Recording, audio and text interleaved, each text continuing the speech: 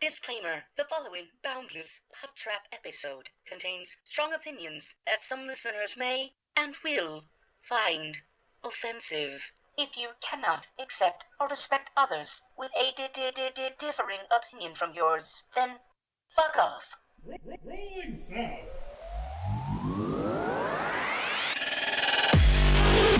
I like turtles. Shush! Alrighty. Let me see your war face. Now, y'all ain't planning on fucking these chickens, are you? Picture it. Sicily, 1920. Aren't we fucking funny? Streaming from the Midwest, right in the middle of the U.S. From Omaha, Nebraska, you're listening to the Boundless PodTrap, your entertainment podcast where we touch on all topics, from the crazy and absurd to the sacred and profane, and even the useless and unnecessary.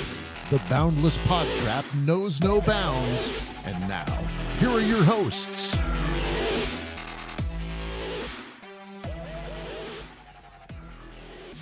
Big up yourself. What's happening? Me think we're going to do something different here.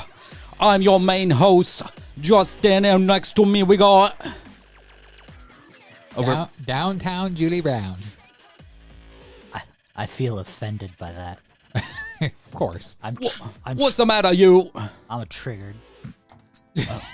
All right, we're not. I don't think I'll do it that way. Okay. I'm just trying to represent. I'm just trying to do something different, you know. You're so white, though. It's the problem. That's. I'm gonna represent the people by doing a terrible accent of them. I'm Justin. What? Things you say are hurtful. I'm so glad you have that screen protector. Your mic would be soaked right now. My laptop screen is the best way to clean it. Welcome everybody to this is episode 11. The 26th of October. Is that significant? Happy birthday to all you 26 October birthdays, and rest in peace for all you. Do we want to go dark so soon? What's up? Yeah. Happy birthday for those dead people for dying your ass off. That's as they call a Michelle Bachman birthday.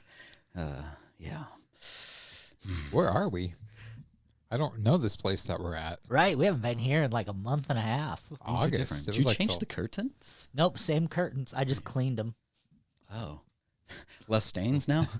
Well, we had so much fun in this last Sorry. No, but I was looking, like, the soundproofing, since there's no humidity in here, they're all starting to, like, shrivel up and shrink. So I've been looking, I'm like, fuck, I need to That replace happens with these. age. Right. And with weather here. It's a little cold. So I hung up some of the Glam Girl posters so they can get You hard. did. Whoa. There they go. Easy, fella. Get a little stiffness. Get some libido back in here. But when Tracy sits down, I put it on where she sits in her office. So when she has to do like Zoom meetings with her work, they're gonna be right there behind her. Oh no. Wait, this is her office too? Yeah, she Nice. gets it. She gets it the other 13 days of the 2 weeks. We get it one. I almost felt How come she bad gets for so lucky? just ripping ass in here. Oh Whoops. It stains. no, Burnt into the she walls. does it worse. Oh. So what's happening, guys? How have you guys been? Good.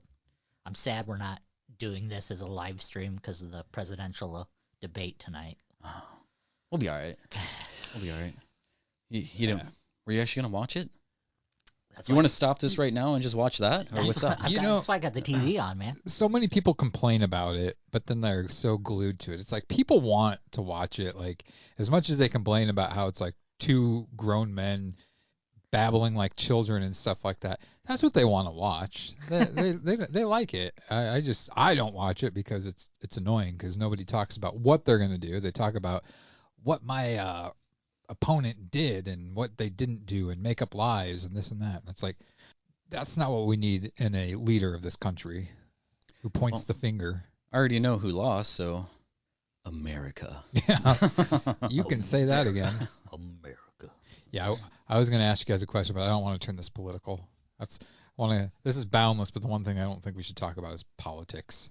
It seems like all of our episodes kind of lean into politics a little bit, though. It's really hard to avoid when that's the the running topic of like social media these days too. It's like, oh my God, can I scroll like at least 2 or 3, swipes before I, don't see anything? That's why I don't go on Facebook much anymore. I'm rarely on there. Like I'll post like a couple times a week and then I'm done with it. Right. I'm sick of people arguing over politics and shoving their beliefs down your throat. Yeah, it's rough. Well, I heard the executives of this podcast here was going to try to fire some people here. Lonnie, you might be on the line, and I might be on the line. So if you get fired, I'm gonna try for your position. Justin, if I was threatened to fired for every podcast I've been on, like I would be disappointed. Like I have a good running track of being on a podcast, and within the first 12 episodes, been threatened to be fired. Like I would be disappointed. So my job's not in jeopardy? That's what I heard. It's you're good. You're too safe. Wow. What did I do? You're the safe one. Or who did I do? I'm trying to think. The list is so long. Boner joke. Boing. I can't do it on the spot. Right. It's a door Don't get Lonnie. Get him started again laughing at that. I can't even do it. Yeah, so, people do you've been playing without us, and Lonnie and myself are a little jealous. Do you wanna talk a little bit about that, huh? Yeah. Talking about what I think we're talking about. You want to play? You don't want to play with us anymore, so you're going to play with your cooler friends. You must be talking about playing with my D&D.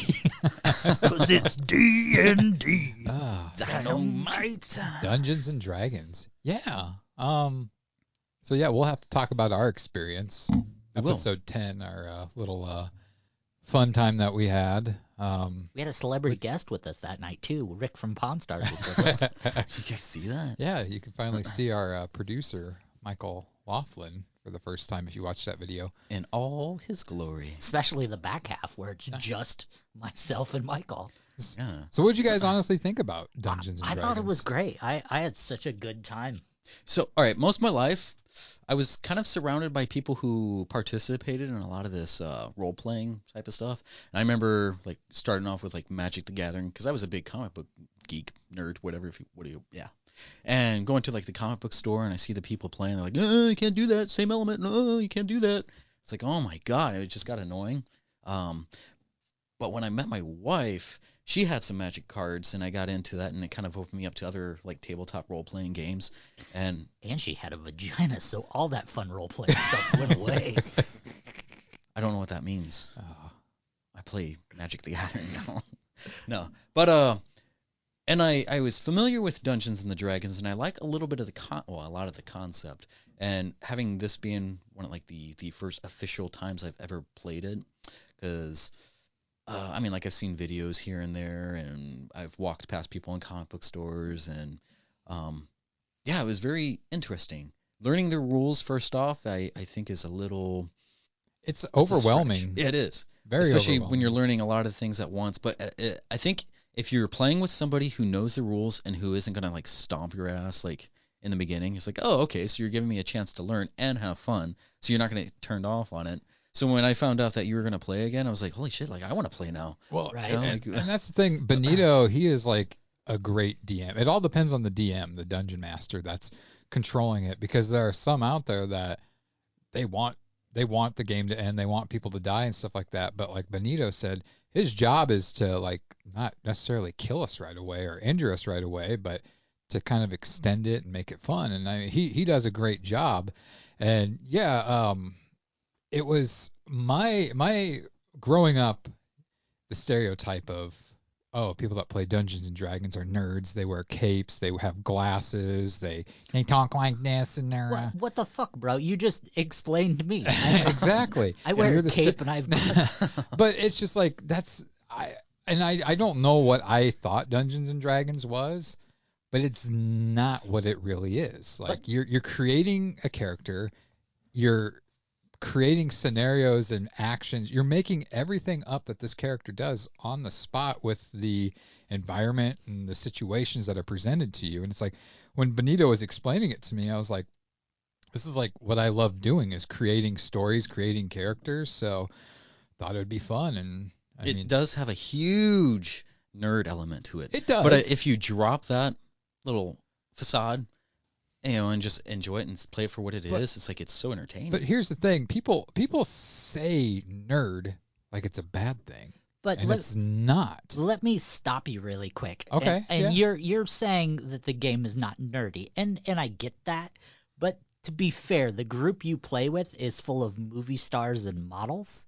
Like the group I played with is full of like chess club members and fucking. I'm just saying I didn't realize how broad it was of the people that play it. Like that's one of the shockers to me is like, when Benito told me he played Dungeons and Dragons, and this is before he explained it to me. Instantly, and you want to be like, you fucking nerd. I know. I'm like, what the hell? And it's like he was showing me like how he changed his basement into like the gaming center, and it's like the decorations fit the Dungeons and Dragons themes. And I'm like, what the fuck? Like, of all the people I know, he's into this, and shame on me for thinking that about Dungeons and Dragons, because so I had a test one before we did our group, and then we did our 5-hour session, our episode 10 podcast. If you guys haven't checked that one out. And then this past Wednesday night, I did my first real session with Benito and the group, and it's fun. Like, I was nervous because when it was us, it's like we were all new to it, but they're all veterans in this group, and I'm like, oh my god! Like, I told them, like, I'm anxious, but I'm nervous. But it's just fun to create, and even Michael, like, I was surprised he played. Same here. And I was like, at first, I'm like, he's not into this because he's not really saying anything, but he talks about it a lot. He's like, that was really fun. He's like, towards the end, once you got into it, it was interesting. And I do have to say, Justin, thank you for sucking the venom out of me and trying to save my life. Oh yeah, and ain't nothing wrong with helping the buddy out. The only thing I have to say is fuck both of you for leaving me in a hole. Okay, you didn't know? For like first of 4 turns. First of all, I was 2 rooms away. Oh my god, stop blaming it on that you were living the game. You are living the game. We were sitting around a table, and I was saying, save me. I'm stuck in a fucking hole. I'm 2 rooms away in this big area. I was playing to my character's strengths. I would not know you were in a hole. I kept yelling out to you guys, hey, how's it going over there? But nobody was like, and I kept looking at you from across the table saying, hey, I'm stuck in a hole. Well, there were 3 chests in that room, and you were fine. I was fine, stuck in the hole of fucking spikes. I was a thief, man, and I kind of feel bad. I was too busy finding keys. I play too much to my character. I hope Benito didn't realize there's some things missing. If he's listening to this. I think the one thing about you, and I think I kind of fell into that trap too a little bit, is I think you were overthinking a lot of what you were going to do. I probably was. And it's just like, it's a game of strategy. Kind of like me, since I helped design and run escape rooms, I was kind of in the escape room mindset. Like, there's got to be, this is here for a reason, and there's got to be something with that. We're going to have to do something to move that. And it's like, that's not right. Benito was telling me up front. He's like, no, there's nothing. I'm like, well, I want to. I'm just going to waste a turn, and I want to piss in this thing and see if it does anything. Like, it's not going to. I'm going to mess with these gears. Yeah. There's nothing in those gears. I'm alone. But there could be something in these fucking gears. My very first action is I look through a fucking hole in the wall, and the ball of fire comes out right in my face. It's like I'm alone in a room with this wizard played by Lonnie. I'm going to take my clothes off and see if something works out. Now, I got to ask you this, Lonnie, because there's a guy that's like a wizard magician type in the group that I'm playing with at Benito's. Yeah. That just seems like there's so much more to Like, know. I had 9 spells. Like, I haven't played D&D for probably 25 years. Nerd. Right? And, when he's like, here's your character and here's your spells. And he gave me 9 spells. I was like, holy shit. Like, I just want a sword and I want to hack away at shit. But, I started getting them towards the end of stuff, but there's so many possibilities and so many situations. Right. I just feel like that would be overwhelming. Like, I don't know that I would like to play like a wizard. I think you're just going to be constantly having to look through your notes and read things. Right. It adds a lot more technicalities, so you have to keep track of that, but it also opens you up to a lot more options too. So, you can kind of do almost anything. Well, the problem with me being a wizard too is I can hardly read. You were like a grand wizard. Well, I could hardly read. So when the card was like, take the total of your D8, I'm like, oh sweet. So I roll a D8 to see what happens. And I was wondering why none of my fucking spells were working. I'm like, yes, I rolled an 8 on the D8, and Benito's like, well, you fucking suck at rolling dice, bro. I'm like, God, fucking, these don't work worth a shit. He gave you those weighted dice? That's fucked up. What I think I like about this group that I'm doing is I chose to be a Yenti, which is like a snake person. So it's like I have a cobra head, and then I have like the body of like a Greek human goddess. So like my body. You're a chick. But it's like, so he's powerful. He's the muscle of the group. Did you say goddess? I think I did. But anyways, my armor class is 18, and like 20 is the highest you can go. Right, so it's like it takes a lot to take my guy down. Frickin' first people that we came in contact with that wanted to fight, they go after me and they go to slash my chest, and I'm like, well, it's not gonna hurt me. I was like, they have to roll higher than an 18. Benito rolls, gets a freaking 19. Just like cuts me right in half. I'm like, okay, well, half of my life was gone already. So. And I like how you guys are talking about Benito as this saint, like, oh, don't worry, I won't make it too hard for you. Do you guys not remember the PTSD of us getting through that first room and then fucking chased by the wall of spikes for the next 2 hours? That was fun. That was just the roll of the dice. I had a way roll out of the of it. dice. I had a way out of it, but it was gonna leave you guys. So, but I was playing to my character. You had a way out of it. I was a criminal, neutral criminal. Were you gonna steal the wall? No, I was gonna shoot a rope across and then rappel across. Who's Raquel? Yes. So what were you gonna? I'm sorry. I was gonna say there's another aspect of D&D that I really liked because coming from a martial artist background, I love the idea of implementing a form of danger or orchestrating events in a sense of like, how would somebody react in this situation, and like just playing to that, and you learn something about relational interactions. I was like, why not? Okay, yeah, I can see that. Well, I mean, that's kind of like one of the things I really like about D&D is, and as cliche as the sound is, you get to be somebody you're not normally, and you get to think like them. You get to do things like they would. I mean, to be like a badass muscle guy that just kills and is violent as shit. I mean, I haven't done that in years, so it's nice to go back. But it's just fun, and then it's like everybody else has a character, and I think the biggest thing that I can't get through my head is that you can do anything you want. And it's like I feel like I have restrictions. Like I want to do this. I'm like if we go to a magic shop and they're not going to give us what we want, it's like I'm going to pour the potions all over and set the place on fire. And it's like, I probably can't do that, but you can. It was an interesting, entertaining learning experience. Like most games, like video games or even certain board games, you have to stay in the realms or follow the lines, stay between the lane. But this, it's boundless. Get the fuck out of here. Did you have that in your head to say this whole time? It's all over his notes. Oh, I like know. Every 3 or 4 lines. A lot of freaking notes, which worries me. Yeah. No, it's represent. It's called marketing. Oh, okay. Marketing. Yeah. No, it's fun. Like I'm glad that Benito introduced me to this, and he says he does want to have us come back every once in a while and have some like one-offs and stuff like that. The fuck does that mean?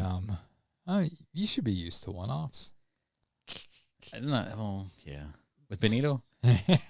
He's a handsome man. Yeah. He is like, I've always said this about Benito. He's like the most laid-back, chill person I've ever met. Oh, totally, yeah. You could kick him in his nuts repeatedly, set his house on fire, and he'd be like, hey, that's cool, man, whatever. And he does so much. And he's talented. Like tomorrow he could say, you know what? I feel like building a car out of scrap metal and PVC pipe, and he would build the best looking car you could ever think of. He owns a Jeep, so he probably has to do it often. True.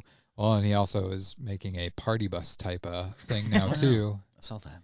Like it's like, man, like I've always told him, and I'll say it again, I'm very envious of that guy. It's like I feel like he sleeps for like an hour a day because he's up late, out doing stuff all the time, and he's always up early. It's like I wake up at 8, and it's like there's a post on Facebook from him from like 3 hours ago, like drinking coffee, like morning, y'all. I'm like, the hell, weren't you? You were just up at like 2 a.m. taking pictures out with friends, and I just rolls over, takes a big line, and back at it. He's living life, and that's very commendable.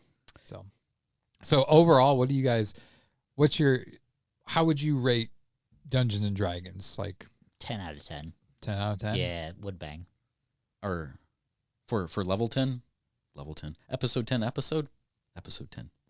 That was I would What are you having a stroke? No, I would because there is a time He's asking you for a grade, not a soliloquy. Speaking of time, we only have about 2 hours. Oh, okay. No, because there's like a time that you have to set aside for something like this because you want to, not have a family. I didn't know this. I had to get back, and I have a job in the morning. I'm gonna wake up. Oh my God, he's asked for a grade. Oh, B plus. Oh my God. No, I would give it a 9.2.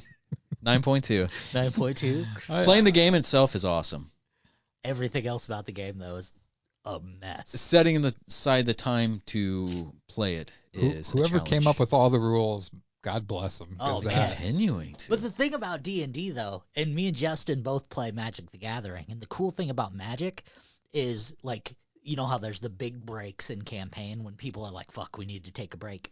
Magic was invented for those guys who have to be gaming, something for them to do in those like hour breaks between campaigns. So thank you D&D for letting nerds like us have a card game. See, there was also a misinterpretation when we were planning that, because I bought all this gear, backpack, bug spray, all this shit for the camping, and then I get there and you guys, I was like, what the hell is this?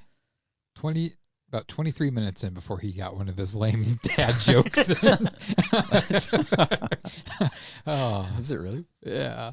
No, campaign. I definitely enjoy it, and I think it's going to broaden my horizons, I guess, with trying something different in life, and meeting new people. I mean, granted, I know about 85% of the people that are in this group that I'm doing D&D with every other week. There's only one of them I don't know, but next session, might be some different people. And he does like to have fun. Get the fuck out of here. Get out. Well, I'm on your side. There's So, yeah, I'd give it 10 out of 10 as well. Yeah. Thank you, Benito. Hell yeah. Thank you. Thank you very much. You want to move on to the next segment here? Yeah. So, something that's kind of near and dear to all of us as people is I wanted to whip something out on you guys here that we all have, not because we're guys. For this segment, I wanted to reach into our back pockets and pull out our phones, a little tech talk, if you will. So, what is the purpose of your guys' phone? What is the purpose of it? Pornhub. Okay. Communicating with family and friends. Good ideas, guys. Let's keep rolling. I don't know. Like, it is like your phone now is basically like your main source of communication and entertainment. It's your life. Basically. Yeah. I mean, how many people, when they reach into their back pocket and their phone isn't where it normally is, you panic. Has a mini panic attack because it's not there. Legitimate. And you're like, what am I gonna do? It's like, fuck, I'm missing an appendage. Like, yeah. It's funny. Like, even 10 years ago, like, as a dude, you walk out of the house, you check, like I got my keys, I got my wallet, I got my, testicle, spectacles, wallet, and watch kind of a thing. But now it's like, first thing you check, do I got my phone? Okay, yeah. Do I got my wallet? Yeah. Like, you don't even give a shit if you have your wallet anymore. It's like, I got my phone, I got my keys, let's go. Do a triple tap before you're out the door. Yeah. Yeah. Well, it's just scary because there's if you did lose your phone, I mean that's where my mind automatically goes like, oh, did I leave it at Walmart? And it's like if somebody finds your phone and gets into it, breaks into it, they have a lot of information from you. Yo. Oh yeah, everything. Oh, then I don't save a lot of this stuff. Like I'm like I'll type it in. You know, I'm not gonna save any passwords or anything. No, I don't save passwords, but I mean they could easily. There's so much technology today that they could like break into your It's phone like and so many dick pics yeah. of all these guys. Well, that I'm not ashamed of. But yeah, no. So you got communication, entertainment. It's a productivity tool. Like it's your alarm. Most people's. I listen to a lot of music from my phone. Oh, absolutely. Yeah. Spotify. Podcast for sure. Mm-hmm. It's like when there was that transition for most people. It's like, well, I have a computer at home, so I can just do it there. And now it's like, well, I got a bigger screen on my phone, so I'll just do it here, and it's right there. I'm pretty sure my phone is bigger than my first TV I owned. Not only for all those things, but it's also one of the hugest hindrances. And I don't want to necessarily talk about the bad things for it. Let's talk about more of the good things. Is there anything else you guys wanted to add on to that? Well, I mean, one of the bad things, I know you said no bad things, but like Go for it. Yeah. the biggest bad thing about phones is I feel like it's taking childhood away from most children, though. Yeah. Absolutely. Not just childhood, but families too. Yeah. It's like I see, people maybe not necessarily like at the park, it just are out in public and their kids are running around playing. It's like, these are the times, man, you got to get out down there and Right. Like encourage that behavior. Like how many 5, 6, 7, 8-year-olds do you see like having a creative mind and playing anymore? It's like, no, like, oh, yep, my kid's been good. Here, you can have a couple hours with your tablet, or here's your phone. It's like as a reward. It's a babysitter, right? For adults, and it's like, I don't have kids of my own, but it's like, I'm sure Justin, you can relate to it, and I'm sure you will eventually relate to it. But it's like, your kids is a 24/7 job, and now you don't have to pay somebody to watch your kid while you do something. You have a tablet that you could just put in front of them, and they will watch it for hours on end. Well, even Moxley at 7 months, he's so amazed by screens, and he gets so fixated on screens. like, did you change this to Portuguese again? Motherfucker. I think one of the coolest like memes I've seen out there, and it's probably one of the truest memes, is it's a picture at like a concert, and there's a bunch of people, and it's a bunch of younger people, and every single one of them in that picture has their cell phone up taking pictures or video recording the concert, and there's this old lady in the front row just leaning over it, no cell phone, just like smiling, looking up at it, enjoying it. And it says, I forget what it says, but basically like, this generation doesn't know what it's like to enjoy the moment. Right, absolutely. Everything has to be absorbed from a screen. Mm-hmm. And I mean, what's the first thing that people do whenever they get in a car accident? Were you on your phone? Instead of getting out of their car and checking the damage, the first thing they do is like takes a picture with their cell phone, like a selfie, and it's like, guess who just got in an accident? It's like, that's their first thing to do, is to like take a picture so they can upload it on social media so people know they got in a car accident or something. They want to be that first to get that attention. Mm-hmm. It's always about people want to become Selfish. famous, and it's like somebody gets shot. Instead of helping them, the first thing they do is they get on their phone and start recording. This kind of leads into a different topic, and I don't want to go too far into it, but like Well, one thing. You lead the way here now. Yeah, that's one thing that I don't understand, especially like people aren't critical in thinking something like that. Like when they first pull out a phone, and it's like all this shit just happened, and you're catching like the middle part, the tail end, and then you're gonna take sides on what you've only seen, not what happened ahead of time. Mm-hmm. It's like that phone is actually the hindrance of it. Now they just get your best side, and you can doctor your pics, you can doctor the video. It's not real. I mean, it's real, but it's not real. But yeah, so what kind of phones do you guys got? Are you guys Apple, Android? I'm Android. I don't like it. I miss my Apple phone. I am so sorry for that. Yeah, I this is my first Android phone I've had. I don't really mind either or. I was an iPhone up to the Pixel, and my only complaint with the Droid is that it can't keep up with how fast I text. Like, I've had this thing for almost 2 years, and you think that my phone would learn me and know, like, I text pretty fast, but it's like... You can adjust it. certain keyboards that you can. I've tried everything. It cannot keep up with me. My iPhone never had that issue. Fucking humble brag over here. It's like I text too fast for technology. I know this guy. Well, that's one of the main reasons I use my phone to do a lot of business. No, I have very fast fingers. I have the fastest. But the thing about Apple I hated was you had a freaking update like every week. Right. And it's like, oh my God, why? Just stop. Do like an update every like month maybe. And it's Apple. always when you need it the most too. Yep. It's like, I need to send this message within 5 minutes, and it's like Apple updating. Yep. Yeah, it's like, here's a brand new phone this year, Apple's iPhone 22. It's the exact same thing as last year's. And I did like for a while with Apple is like their camera, but everything else is like why I love an Android, because you can do anything. It's kind of like Dungeons and Dragons. So anything I want to do, I can do with my phone. So I like that for that. Except for type fast. I could do that. Oh, Yeah. I must got Use a the swipe version. Use the swipe feature. That's stupid. Like I don't. No way. I can tell you how many minutes I've saved from swiping. I've saved like hours, years. You know how many hours I've wasted swiping on Tinder? Still haven't got a match. Try Grindr, man. I probably would have better luck on there. I miss buttons. Like Buttons? I miss my BlackBerry. I do too. I thought I was going to.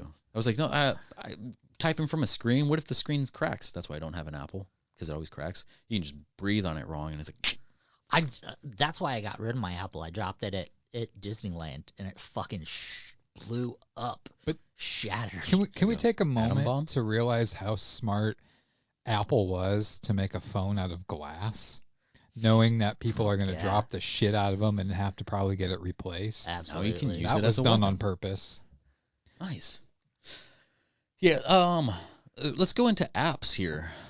I wanted to know what your guys' top 3 to 5 favorite apps are. What's something that you guys use all the time? Think of it like this. If you get a new phone, what is the first few apps you have to have on that phone? Spotify. Pokemon Go. Shazam. You already said Spotify. Stitcher. Oh, let's restart here. Let's go reason-wise too. Spotify? Yes. Because I'm a huge music person. Like, I will always have music on. The only time I don't have music on is when I'm sleeping. And sometimes I do have music on when I'm sleeping.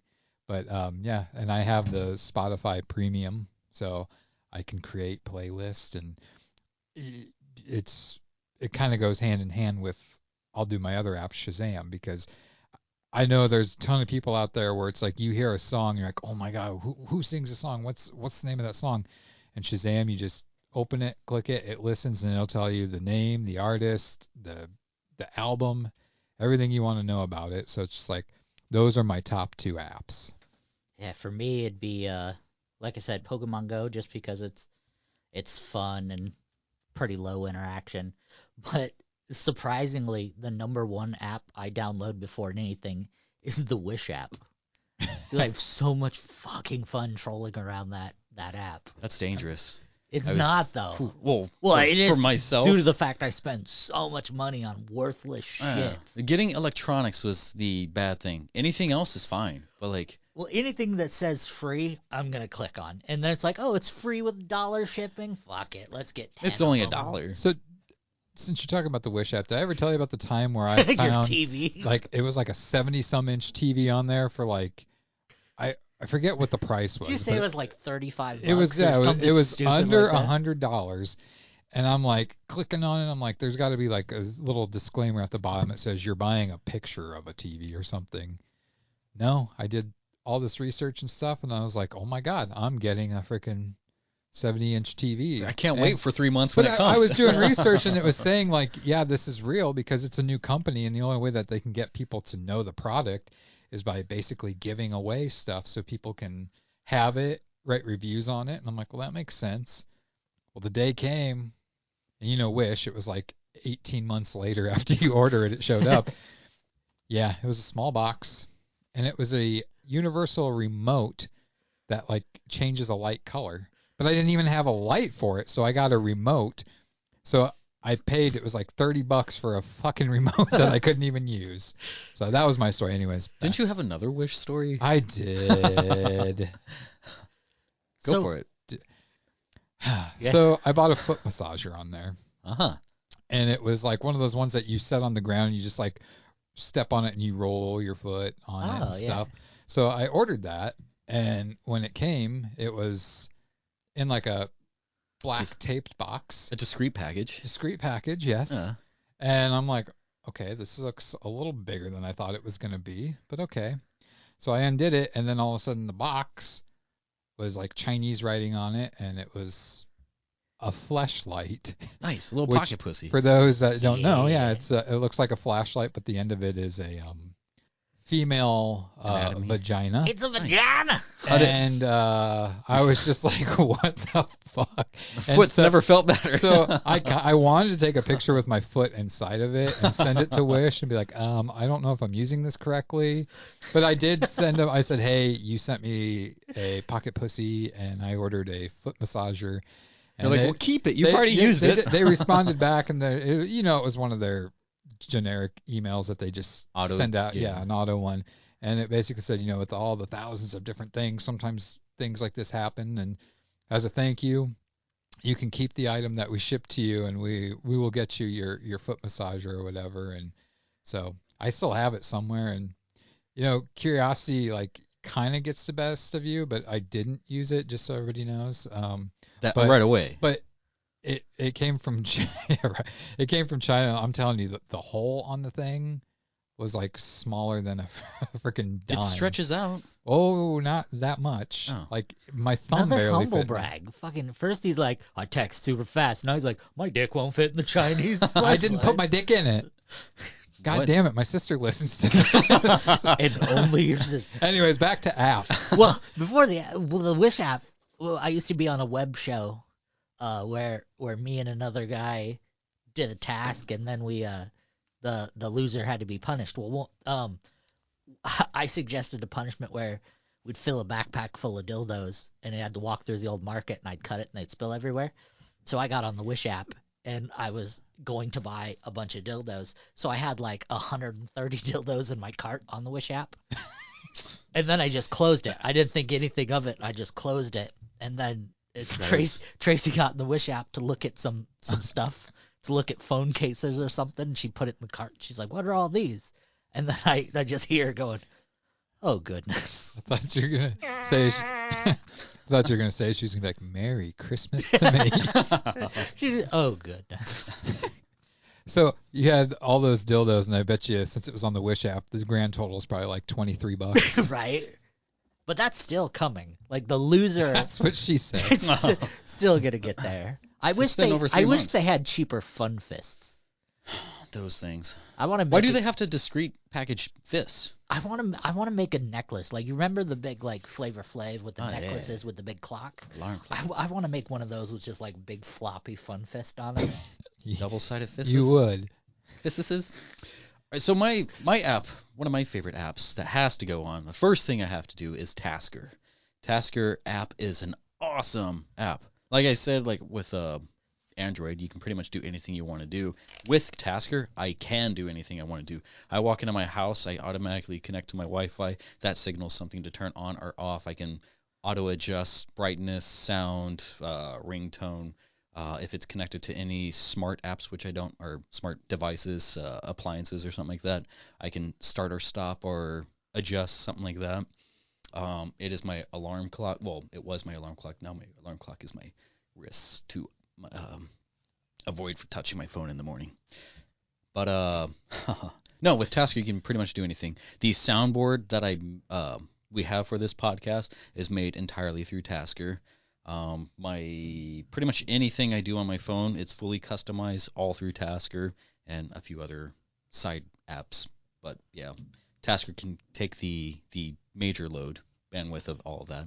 You have this thing about you where it's like, I forget what the app was that you were showing me a couple years ago, but you have this thing of like, oh, it's simple to use. This is so easy. And then you go into explanations showing me things, and I'm just like, what? You're fucking talking Greek to me here. Like, it was, I forget what. No, it was something to do with like making money or whatever like that. Oh, that And was... you're like showing me this thing, and it's like all these bar graphs and stuff like that, and it's like you're talking like, yeah, it's so easy, and I'm just like, at one point I'm just gonna start going, oh, okay, because it's like His brain I turned did off. And not know what the hell you were talking about. that was so dishonest of you. I know. I thought we were friends. We played Magic together. No, we didn't. Kind of. Played Motherfucker. D&D. So, yeah, sorry. You're right. But that was Magic, wasn't it? It was Magic. But sometimes, as your friend, we just have to look at you and smile and nod our heads when you get onto some of your stories. I'm pretty. You're very pretty. Thank you. That's my way of calling people stupid sometimes. It's like, oh, you're pretty. One word for you, Justin. Archetypes. It's like the magician archetype, right? It's got to control things, like the Tasker app. Nice. So 2 more apps of mine that I have to have. This is like one of the newer ones that I discovered a few months ago. Best $5 a month I've spent. Shudder, the Shudder app. Oh, absolutely. Yeah. Basically, tons of horror movies. Yes, thank you. And the other one is my Gmail app, because I do a lot of emails for business and stuff like that. I was for like any stock apps, like YouTube, Gmail, Facebook, stuff like that, something that already comes on your phone. If you wanted to emit those or exclude those, you can. Okay. When you were saying stocks, I'm like, I like Robinhood. Robinhood's a great stocks app. I would stay away from the stock market right now, but Movie Collection is another app that I like. Yeah. For somebody that has a lot of movies, I mean, you basically can set up different folders and Spank banks. So like I have one for like my DVD collection. It's like all you do is you type in the name of your movie that you have, you find it, you add it, and then that way, like when I get in spurts where I'll go to like someplace like CD Trade Post or Ben's Game Zone where they have DVDs for like $2 a piece, and I'll just like load up on like 20, 30 DVDs, and it's just nice because there's so many times where I used to, before this app, I'd buy a movie that I didn't think I had, and then I'd get home like son of a bitch, I already have it. So it's like with this, I can just type it in, and it's like, okay, I already have that one. I always did that with comics. It's like some of my favorite comic titles. They do a lot of double or even triple covers. Yeah. It's like, oh, this one I don't got this one. Like, motherfucker, it's just a different cover. Damn it. That's a topic for another time that we could get into is comic books. Like my cousin is like the owner of Krypton Comics, and I mean, sometimes when I have questions, because my brother-in-law is really into comic books, it's like sometimes people think, oh my God, I have the cover, this is the one that's worth like $15,000, and then it's just like, no, that one you see in the corner, there's a small little square box. Yeah, that's the one that's not worth anything. It's like, my God. For one of my second one, Podbean, that's my primary, kind of like what you use for Spotify. Podbean is my primary podcast hosting service of choice app. Since I work pretty much by myself, 8 to 10 to 12 hours a day, depending on the day with the workload, I'm constantly listening to podcasts. So, you know what's a good one? Boundless PodTrap. Oh man, you guys should listen to the Boundless PodTrap. You listen to them in like fast speed. I do. It's weird because. And then I regret it, especially.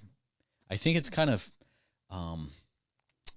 Do I want to say corrupt? It's. I talk fast, and I think it's because I listen fast. It's because all your podcasts sound like Alvin and the Chipmunks are the host. It doesn't change the pitch. It just. Yeah, I don't know, because I remember when I was at your house once and we were looking up stuff on YouTube. It was like, whoa, am I having a seizure right now? Because it's just like they're talking so fast. It's at like 2.75 the speed. Yeah. YouTube is another one. I don't know if we. That's kind of a stock app. So yeah, that's a yeah. I download my bank apps. Yeah. I would also disclude something like that too, because it's more personal. Like, okay. Everybody has a bank app, most likely. So my last app that I'll say that I like is the police scanner app. Oh, interesting. Yeah. I don't take you as a fun one. As paranoid. No, it's not. It's not paranoid. It's for more enjoyment. It's like, for an example, there was one time a couple of years ago where I was at a buddy's house and we heard a bunch of sirens going off, and then my buddy's wife called, and I could hear her, and she was like sounded panicked, and she said that she just witnessed 2 people on a motorcycle get creamed by a car, and she's just like, and they're not getting up. And so then we heard the sirens and stuff, so I turned on the police scanner, and it was like you heard everything they were saying, and it's like, oh my God. And it's like there's sometimes too where at night you'll be sitting there and it's just like it feels like for 10 minutes there's like sirens galore going up and down the street, and so you turn it on and be like, well, what's going on? Is there like a explosion somewhere or what? So it's not being paranoid, it's being nosy more. Right. I worked with a guy when I was working security, and he always just had this police scanner on. It's like, why do you have the police scanner on? Like, you cannot leave this place, and we can't even do anything if something were to happen. We just are run and tell. That we're that kind of security. It's the joy of being a nosy bitch. Well, you know, my growing up, my dad had an actual police scanner in his bedroom, and it's like, I don't know if it's kind of a comfort level too, because I could hear it. Like in your bedroom, you could hear the thing, like you just hear like, it's just like it's kind of like one of those things too, where it's like it kind of reminds me of him too, having that. So don't touch me. If you need a dad, I can help you. Oh. Next topic. Do you have any more? No. I had I'm boring as fuck when it comes to my cell phone. 2 more. My note-taking app of choice is a Google Keep and Google Sheets, which is all kind of umbrellaed under the Drive app. Your wife's a lucky woman. Nobody gets that listening. No, so Google Sheets is a spreadsheet app, which we're going to utilize a little bit here tonight. But the fuck we are. It's going to be so much fun. It's so easy. I can show you how to do it. If you don't get it, you can stick your foot in a pocket pussy and, It's just my toe. Oh. It's so tight. It didn't fit because it was so tiny. He's got big toes. I've got huge toes. I'll dig it out. I'll dig it out, and on another episode, I'll let you guys see it, and you can mess around with it. It's like, it's your turn. But yeah, so Google Sheets and Google Keep. I liked Google Keep because it's like Post-it notes, and I take most of my notes that way, and it's fast, and it connects to web services and stuff. And my last one would be Caustic, which is a music app. I like to make some music. Caustic. Oh. It's not an app about John Costa. So you're John Costa for the day. It's just him singing songs, covers.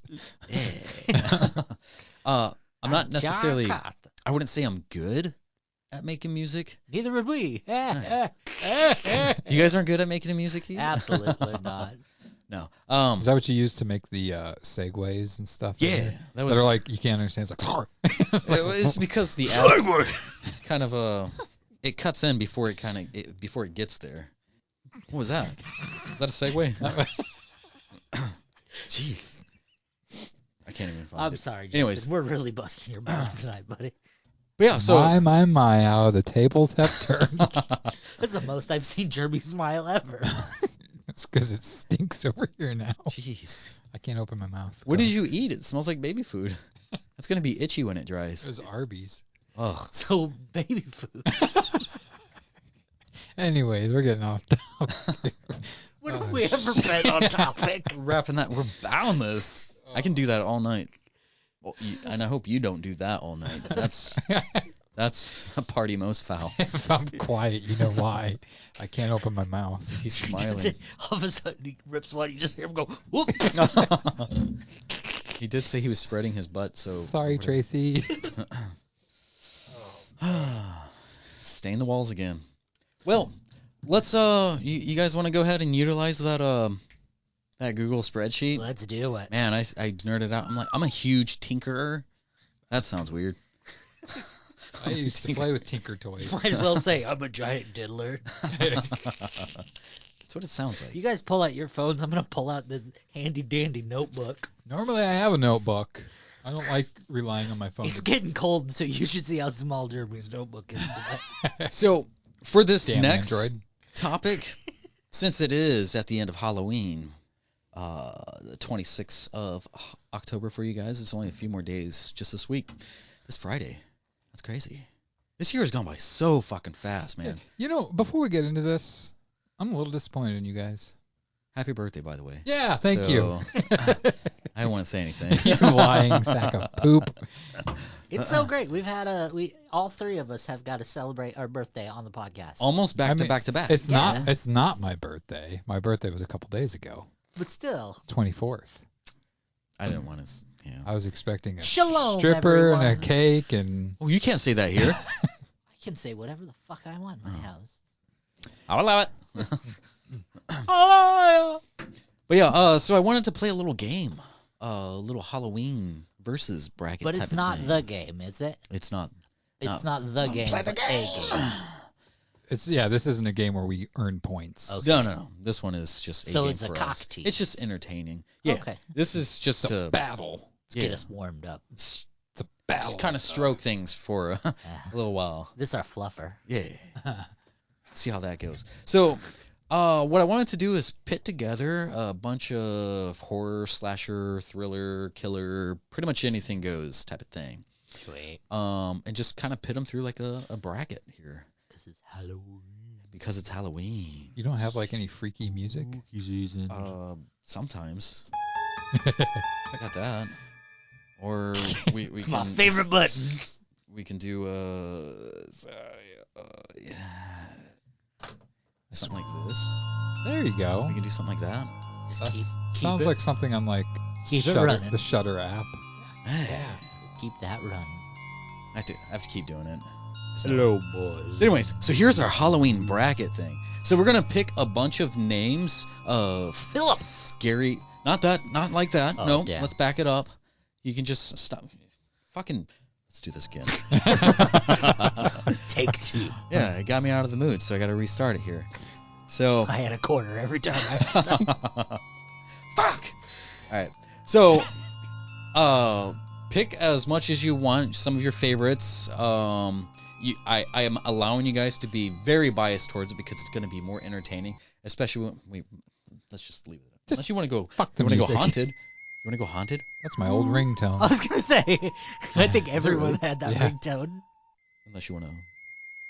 Let's just not have music. Let's just explain what the fuck's going on. So, let's start throwing some names into a bracket here, and I created something to kind of randomize it, and we're gonna pick about 15, 16. We each pick 16, and then the computer picks 16. Yeah, something like that. So we're having a bracket with all these horror people. We don't know who we picked yet, so I feel like we're gonna have some same picks. Yeah.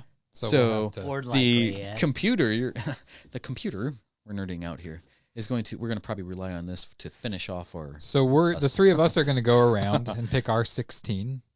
Give or take. And then after that, we'll have the computer randomize 16. 6.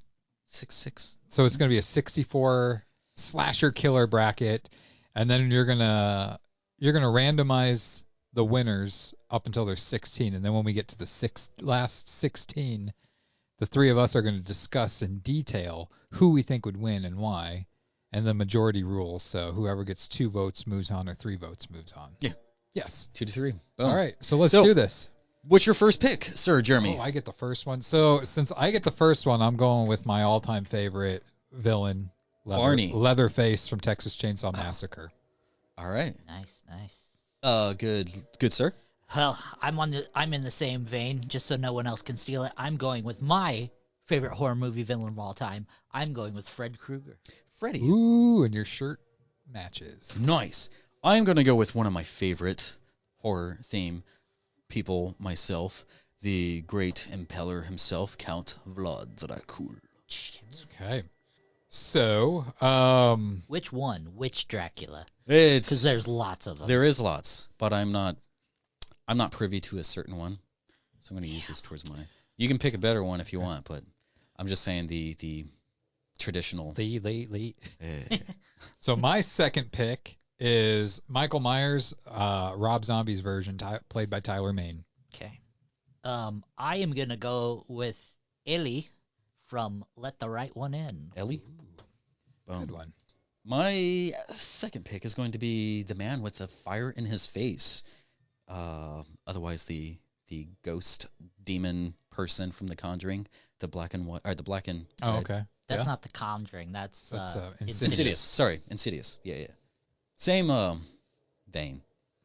My third pick is going to be Victor Crowley from the Hatchet series. Nice. In the same vein as Jeremy, but I'm going with The Shape. The Shape from Halloween, but the 1978 version. Okay. All right. I'm going pretty far with this one. I'm going to go with Cthulhu. God, I hate Bless you. H.P. Lovecraft. I hate Lovecraft so much. I am going with Otis Driftwood from House of a Thousand Corpses, Devil's Rejects, and Three from Hell. All right. That's my number 4 choice. I pick Art the Clown. Damn it. That was my next one. All right. Then I am going to go with Samara from The Ring. Nice. Coming out your TV. You better hide your kids. Hide. She's climbing in your window. And you'll be blue. All right. Well, since you took that clown, I'm going to take Captain Spaulding. Nice. I'm going to choose Pazuzu from The Exorcist. That's O-O-Z-O-O? P-A-Z.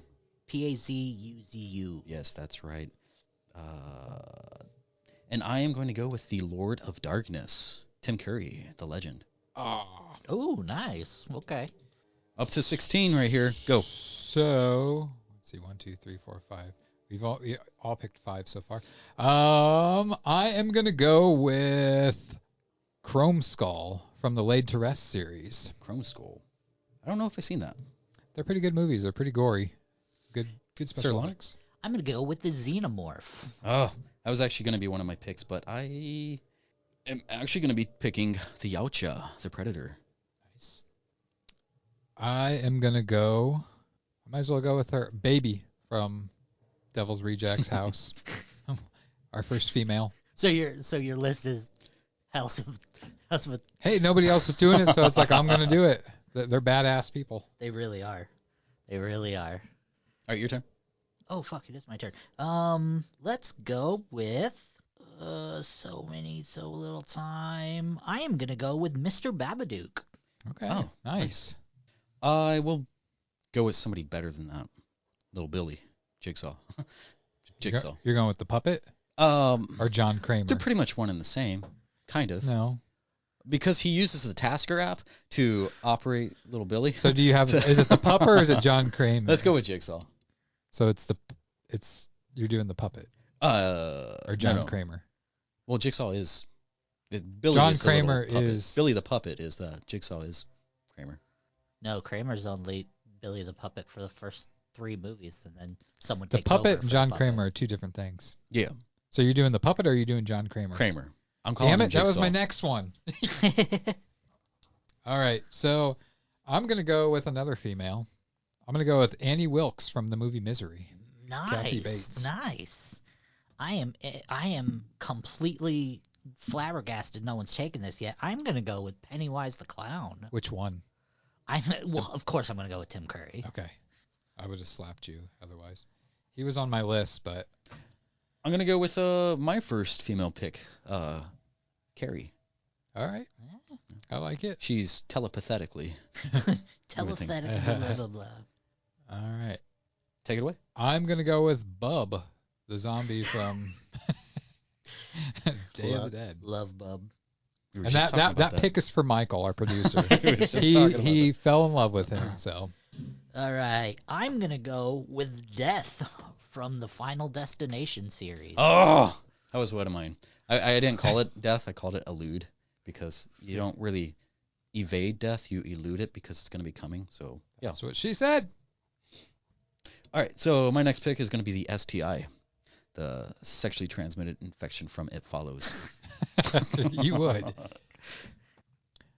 All right. I'm going to go with, from my favorite Texas Chainsaw Massacre, Part 2, Chop Top. Yeah, there he is. I'm going to go with Seth Brundle from The Fly. Okay. Forgot about that movie. Wait, did you say Chop Top? Yes. Chop Top. Okay, cool. Seth Brundle.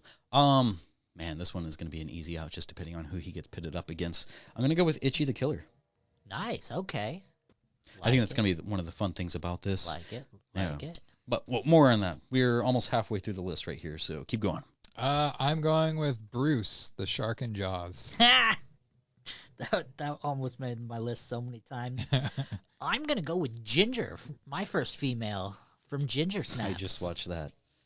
I have not seen that one. So good, so good. Did you know those sisters? My favorite werewolf movie. Those sisters played sisters again on a Sister. What was it? Sister. Nope, they didn't play sisters there. Nope, Wrong that was kind not of them. sisters.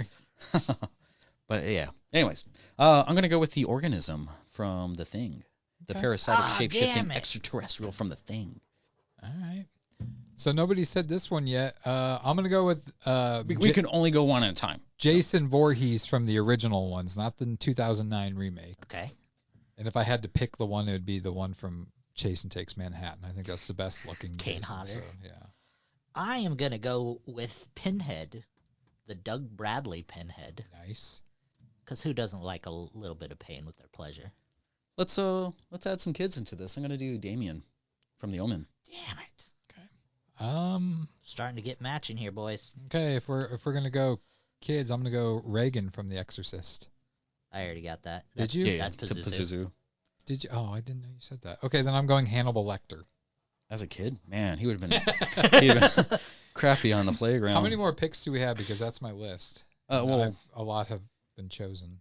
We're at 38 right here, so computer's gonna be doing most of the work. 38. Yeah, well, this will be 38. Oh. We're at 37, so 38 right here. So I'm choosing Dr. Satan. Oh, God, I got to think here now. Dr. Satan? Yep. Boom. I will. See, this is one that's a little hard. I'm gonna do the 28 Days Later zombie. The Rage zombies. Yeah, Rage zombies. That's what I'll write down. I'm gonna go with Cujo. Fuck that dog. I'm gonna choose the Tall Man from the Phantasm series. Yeah, I thought about him, but just tall people scare me. In that same vein, I'm picking Slender Man. I gotta really think here now. Shoot. Do you got another one? Oh, I got a couple more here. Keep thinking. I got 5 more. Keep going. Give me one. Sir Lonnie. Gage from Pet Sematary. I hated that kid. No fair. I'm doing Creature from Frankenstein. Not the De Niro one, I'm sorry. Oh. Since I'm looking at it on the screen, let's do Leprechaun. Leprechaun it is. All right. How about Black Phillip from The Witch? I got one. All right, go. Candyman. Oh. Nice. Be my victim. Pass. Yeah, I'm out too.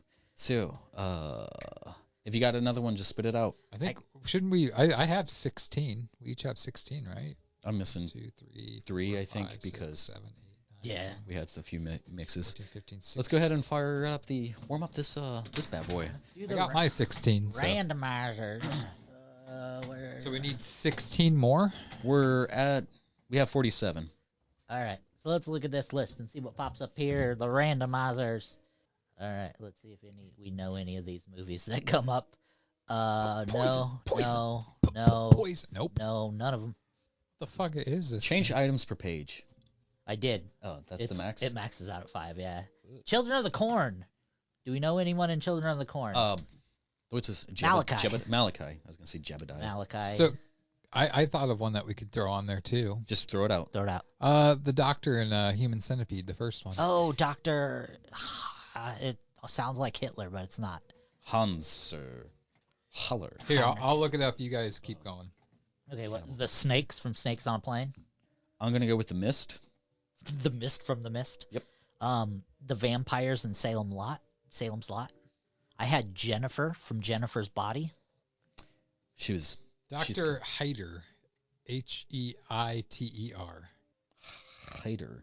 Hate. Good enough. All right, we got 53. We need... The Wolfman. We'll just throw them in there. Yeah. Wolfman. How about Trimmer? The Graboids. Yeah, is that what they are? Yeah. Jack Torrance. I was just gonna say how nobody did The Shining. That was weird. I'm gonna do Headless Horseman. The fucked up mask from Halloween 3.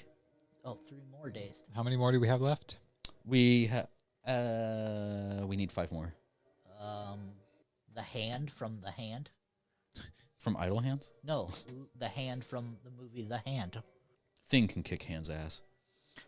was on my list. Stop flicking. Hey. Wrong Fedism, Becky. Wrong turn. Halloween. Let's do Nosferatu.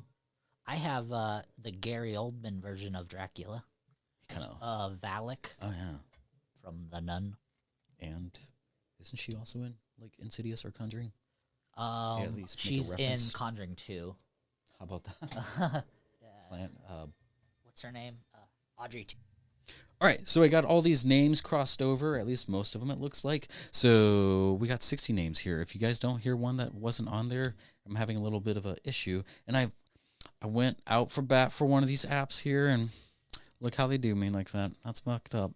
Google Sheets, come on. All right, so It's pure sheet. Pre-production's for. Yeah. Google Sheet.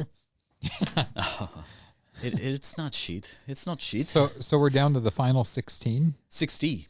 60. Oh, 60. 60. I thought we were just having it randomize it all the way down to the final 16.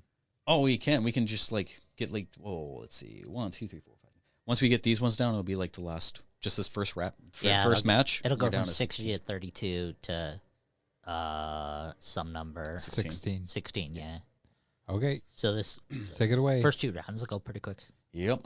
All right. Salem Lot Vamps versus Slenderman. Vampires. I'm gonna go like you can't. I don't Wait, think we're they not can, picking these, right? I thought we were just randomizing these, and then we pick the final. We discussed the final 16. We're gonna eliminate these ones and then discuss. Yeah, we have to pick with no discussion on We're these. picking? Oh, I thought it was just the computer was going to pick. It randomized the pairs. It randomized the matches. That's what's random. So these are just we don't have to put much. Like I think the Slenderman's gonna win this one. What do you guys think? Vampires? Vampires. You? What were the two? Slenderman versus Salem Lot Vampires. I hate vampires, so Slenderman. Man with the Fire Face or Captain Spaulding? Captain Spaulding. I'm gonna go with Man with Fire Face, Captain Spaulding. Okay. Dr. Hitler versus Vlad Dracula. Boom. Dracula myself. Elude or Death or Elude from Final Destination or the STI from It Follows? Death. Because I hated It Follows. Jennifer's Body or Carrie? You just skip over me? Yeah, because I picked Death too. Okay. Well, you picked STI, that's why I thought. Yeah, so Death can't have sex, so it's not going to ever get it. So. Okay. All right, so Jennifer's Body or Carrie? Carrie it is. Bub the zombie or Creature from Frankenstein? Bub. Yeah, I guess, yeah. Candyman or The Shape from Halloween? The Shape. I might say Candyman, so it's The Shape. The snakes on the plane or the Headless Horseman? Snakes. I'm going headless. Well, once, the Headless Horseman can come back, so I'm going to go headless too. Mr. Babadook or Pazuzu? Babadook. Yeah, that one's hard too. I gotta say Pazuzu. I'm going to have to go with Babadook too. Man. Those are two of my favorite movies, though. The Babadook. All right. Chop Top or Cujo? Oh, Chop Top. That's easy. Yeah. Chop Top. He's having dinner, it looks like. So, the Yautja, Predator, or Dr. Satan? Dr. Satan! Man, fuck.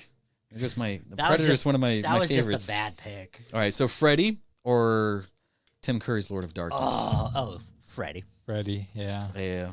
If it would have been Pennywise versus Freddy, like my number one versus my number 2, like that would have been hard. Wolfman or Malachi, Children of the Corn? Malachi. I'm going to go with Wolfman. Malachi. Man, that sucks. Leprechaun or Jason Voorhees? Jason. Not even fair. Michael Myers, Rob Zombies, or the fucked up mask from Halloween? Wow. If he puts on the wrong mask, he's fucked. Michael Myers. Yeah. Rob Zombie. Trimmer, Graboid, or Gage from Pet Sematary? Gage. The Trimmer all day for me. I'm going to go Tremor. Yeah. Oh, man. Bruce the Shark or Seth Brundle? I'm going to go with Bruce. Yeah, I got to go with Bruce, too. It just depends on where he's fighting. So, yeah. Annie Wilkes or Black Phillip? I'm going to go with Black Phillip. Annie Wilkes. I'm going to go with Black Phillip myself. Otis Driftwood or Art the Clown? Oh, man. That's like a headline right Holy there. shit. I don't know. I gotta go with Art the Clown. Yeah, he was pretty Well. creative with his kills. Art the Clown. And you can't be mad when he does that. Yeah, I know. I know we're on a podcast. That was- and no that one was a can tough see one. that, but All right. So Jigsaw or Jack Torrance? Jack Torrance. Good Jigsaw. Yes. Ellie or Samara? Ely. Ely? Samara. Boom. I'm going to go with... Wait, what was Ely from? Let the right one in. If she doesn't watch the videotape, she's good. But I'm going to go with Samara too. Leatherface or Chrome Skull? Leatherface. Oh. Yeah, Leatherface. All right. Organism from The Thing or The Mist? I'm going to go with Organism from The Thing. Yeah. Baby from Devils or Itchy the Killer? Baby. Man. I did like Ichi, though. Yeah. Oh, baby. Yeah. Same here. I have to pick Baby, but Itchy was cool. Ginger or Victor Crowley? Victor Crowley. Victor. Hannibal or Pinhead? Pinhead. Pinhead. That's kind of a... Yeah. Hannibal's kind of limited to his... It depends on which Hannibal it is, though. Like, Have you seen any of the series? no. I heard it's really good. I got to check that out. Tall Man from Phantasm or Rage Satan? Tall man. Cthulhu or Xenomorph? Xenomorph. What he said. Damn it. Sure, why not? Nosferatu or Hand? Nosferatu. Yeah. I don't Damn hand from He's the gonna hand. bite. He's gonna bite that hand. So Damien from Omen or Pennywise Clown? Pennywise. Pennywise. All right. So we're down to the next round 32 of 32. here. All right. Things are gonna get tight here. It's kind of like a pocket pussy. It's real tight. It's kind of like a wish app pocket pussy. Heck yeah. All right. Slender Man, Captain Spaulding. Captain Spaulding. I gotta go Slender. Captain Spaulding. Fuck. All right. Vlad Dracul or Death from Final Destination. Death. Damn it. I never picked. Oh, okay, yeah. Death. Carrie from Carrie or Bub, the zombie. Ooh, Bub. I have to go with Bub too. I think when it comes to zombies, like Bub's iconic. yeah, like you can kill them, but I mean she's relatively. I don't know if she's But smart. why but would she's, you want to kill Bub? I know. He's such a sweet zombie. just fucking survive? Why is All right, the Shape or the Headless Horseman? The Shape. The Shape. Yeah. Mr. Babadook or Chop Top? Oh. I gotta go Babadook again. I'm going Chop Tops. It's up to you, Lonnie. God, this is a tough one because I love both of them. I gotta go with Babadook. Yep. Boom. Sorry, Bill Moseley. All your characters are gone. Dr. Satine or Freddy Krueger? Oh, Freddy. I gotta go Freddy too. It's hard to kill somebody who's hides in your dreams. Do you know what I mean? No. Okay. Moving on. Malachi or Jason Voorhees. That's an easy one. Jason. Yeah. Michael Myers or Trimmer. Oh fuck, man. Yeah, just click it. Yeah, Michael Myers all day. Bruce the Shark or Black Phillip? Oh, We're going with the shark. a goat. Me A goat too. versus a shark. Art the Clown or Jigsaw? Art the Clown. I'm going with Jigsaw. Oh, man. What is it? Oh, 3, let's go 2, with 1. Art the Clown. Samara or Leatherface? I gotta go Samara. Leatherface. Damn it. The Thing or Baby from Devil's Reject? Baby. I gotta go I Thing. gotta go with the Thing. Victor Crowley or Pinhead? Victor Crowley for me. Ooh. I gotta go Crowley as well. All right, there it is. Tall Man or the Xenomorph? I'm Xenomorph. Tall man. I gotta go Tall Man. Nosferatu or Pennywise? Pennywise. Pennywise. The new one. No. No. All right, here we are, boys and girls. We're down to the next Round of 16. So 16. we're going to get a little bit more in detail as far as why they would win. Not just picking favorites, but Let's do this. yes. Ding, Make a little game out of ding, this. ding. How And to we get can- it out? And we can see who's got the most going into the round of 16. Feet. Whose picks are. Feet. Height. Yeah. Height. No, not Heil. All right. I just kind of got a cold chill. I'm like, Yeah. what'd you do? He just looked at me like very. So there's only any- two things I'll snap my head over. It's long-legged goth chicks. And I almost ran us off the road the other day. It's okay. Uh, All right. So the first matchup, we're gonna go with Captain Spaulding versus Final Destination's Death Elude. I have to go Death because, well, if they were pitted up against each other, I mean, like, you can't fight Death. I mean, you can fight Death, but you can only delay for so long. And Death is already dead. As much as I love Captain Spaulding, I do feel that Death would have the upper hand because, I mean, what did Captain Spaulding really do in the way of, like, killing somebody? I mean, did he really do much killing besides that guy at the beginning of House of a Thousand Corpses that broke into the gift shop, or his Captain Spaulding's chicken place? He shot the guy in the head after he's like, most of all, fuck you, and then shoots him. But I don't think he did much killing after that. No, yeah, and he had a big assist in that kill as well. Yeah. Yeah, I have to go with Death as well, and it's one of those monikers you hear most all your life is Death is inevitable. Mm-hmm. So. Sorry, Captain. Sorry. That was Captain was one of my picks. Sid Hagel. All right, next up, another classic, The Shape from Halloween versus Bub the Zombie. Oh man. Oh. I gotta go with Michael Myers, The Shape. Well, it's The Shape.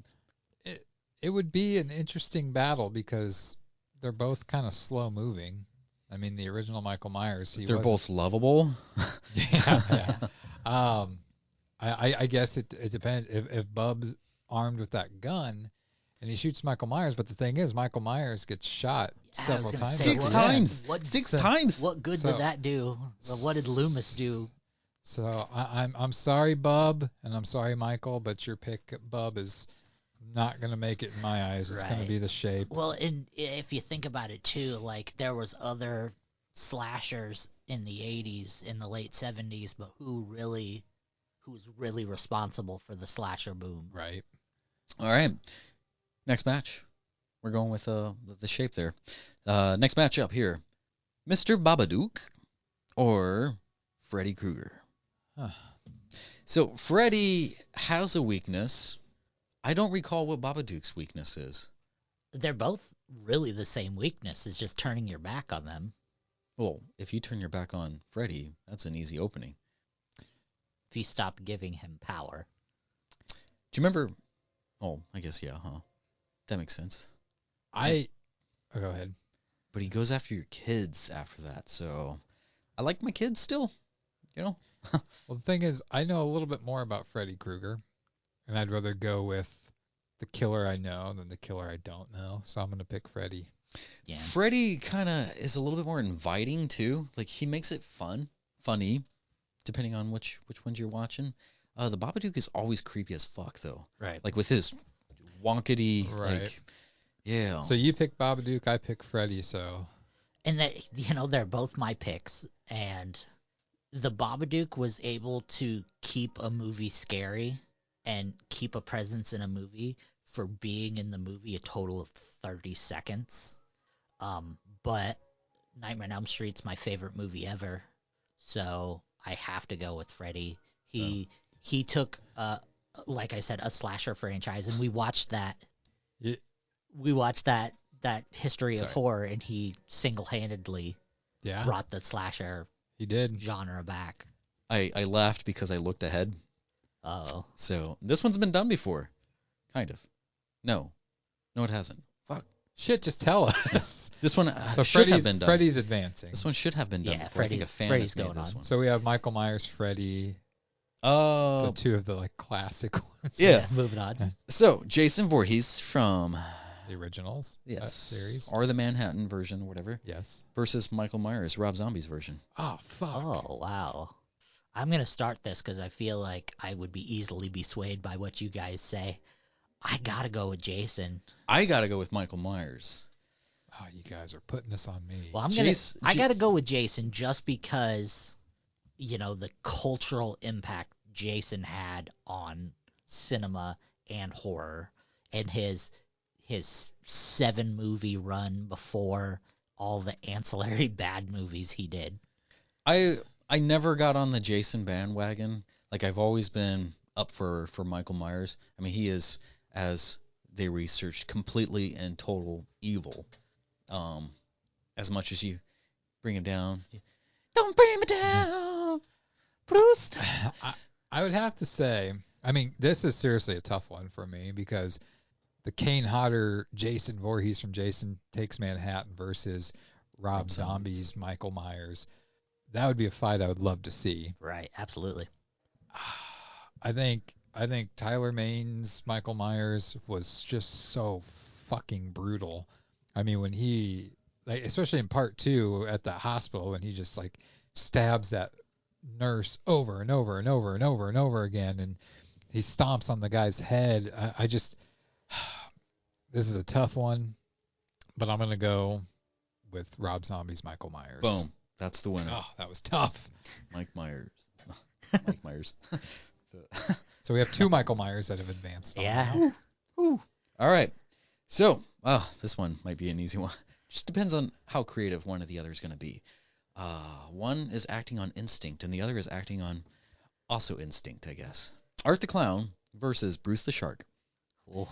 These are both yours, aren't they? Or wait, did you? No, I had Art. Well, he had Art the Clown, I'm sure. But yeah, he said it first, so Bruce was mine. I might have to go with Art, because I don't think he's...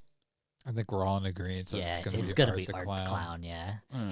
He's one of those guys, like, he's had, 3 movies, and 2 of which have been short films. And the thing is that if Bruce eats Art the Clown, he's gonna taste funny, so he's gonna spit it back out. And he's gonna destroy him from the inside. Yeah, someone who has such a following for having 1 indie film and 2 short films. God, yeah. It's insane. Yeah. All right. So Art the Clown moves forward. Next matchup, Leatherface versus the organism from The Thing. Oh, I'm not even gonna give this a thought. It's Leatherface, yeah. I'd have to go with the organism, the parasitic, shape-shifting extraterrestrial, because I mean he can turn into Leatherface. Oh. But he lost. We already voted Leatherface. All right. Victor Crowley versus the tall man from Phantasm. I'm gonna start off by saying Victor Crowley because he's super brutal. He is brutal. I mean, he's basically Jason Voorhees, but he is a different character. I mean, it's played by the same guy. And that's where I have to draw the line with. He is a carbon copy of Jason. He has a different weapon. He's not wearing a mask. But the tall man was nothing like people have seen before. His weapon was something different with the silver ball that was controlled. It was a different species of people. He's had tons of successful sequels and a decent remake. So I got to go with the tall man. I'm not up enough on both of these, but I am probably leaning more Kane on this one. Victor Crowley. And I don't have good reasons for it, but just want to be a dick, huh? Yeah, because I'm closer to Jeremy. Jeremy's gonna do some things for me tonight, so. So Victor Crowley, moving on up. If that's the case, I pick Victor Crowley too. Oh, damn it. Well, there's only... My night just got better. So do we have the bye? Did this one go to the bye? Who gets the bye? Who gets a bye? Is that the bye? Yeah. Somebody doesn't have a matchup since there's not 64, there's 60, so Pennywise moves forward. Nice. Okay. He deserves it. So I think I had 5 of the 8 were mine. Boom. So we're down to the last 8 here. So what are the final 8? The last 8 are in no specific order. Art the Clown, Pennywise, Michael Myers, Victor Crowley, Leatherface, Death, and The Shape, Halloween. So 3 of those are mine. Yep, and I had the other 5. All Did I say Freddy? Yeah. So Justin, you suck. Yep, I did. I picked all. Well, I mean, Death was kind of. Death was on your list, yeah. All right, so let's go. Let's get to the final 4 now, or let's get down to the final. Get down. All right. First up, Death, Elude versus The Shape, Halloween. The Shape. He's just too much of a horror icon to not be in the final 4. I'm only because there's 2 Michael Myers in this one. I'm gonna go with Death. I'm gonna go with Death too. I think it's if they're matched up. So it's also kind of hard to kill Death, especially, but it's also hard for Death to kill something that's not going to die. So, but I am still more privy towards Death. can't believe out of the two Michael Myers, you're picking the Great Value brand Michael Myers over the original. Not yet. Because there's I so probably much. will. There's so much Yeah. more characteristics to the. Yeah. It's fleshed out, you know? John Carpenter is Yeah. rolling around in his bed of money right now. I was gonna say he's not dead. So death moves on up. Elude. All right. Another one. Freddy Yes. Krueger. Senior. Freddy Krueger. The first. Senor Frederick Krueger. Yes. Versus Miguel Mysterio. That's probably not. Michael Myers. Rob Zombie. version. Ooh. Fuck. I gotta go with Freddy. See, man, fuck. And you're going to go with Rob Zombie. Michael Myers. I'm thinking about it still.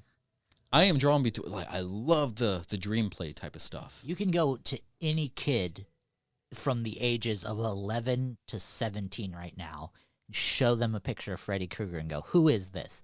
And I guarantee you 90% of them know who he is. But that doesn't mean that he would win in a fight. Well, you can do the same thing with Michael Myers. They're like, yeah, that's fucking Captain Kirk. I mean, it has nothing to do with popularity. It has to do with like who would kill. That's why I'm really thinking about this one. I'm trying to play into both of their strengths and their weaknesses as to make a. Michael Myers is part human, pure evil. so he has to sleep at some time. Yeah, and he only comes out at night. Well, Halloween-ish. I mean, he's like Santa. He's still Michael Myers for the other 364 days of the year. He just has He's shit relaxing. to do. Yeah, I have to go with. Fuck. All right, so I would have picked Michael Myers, but I think I also have to lean more Freddy because I like the comedic value.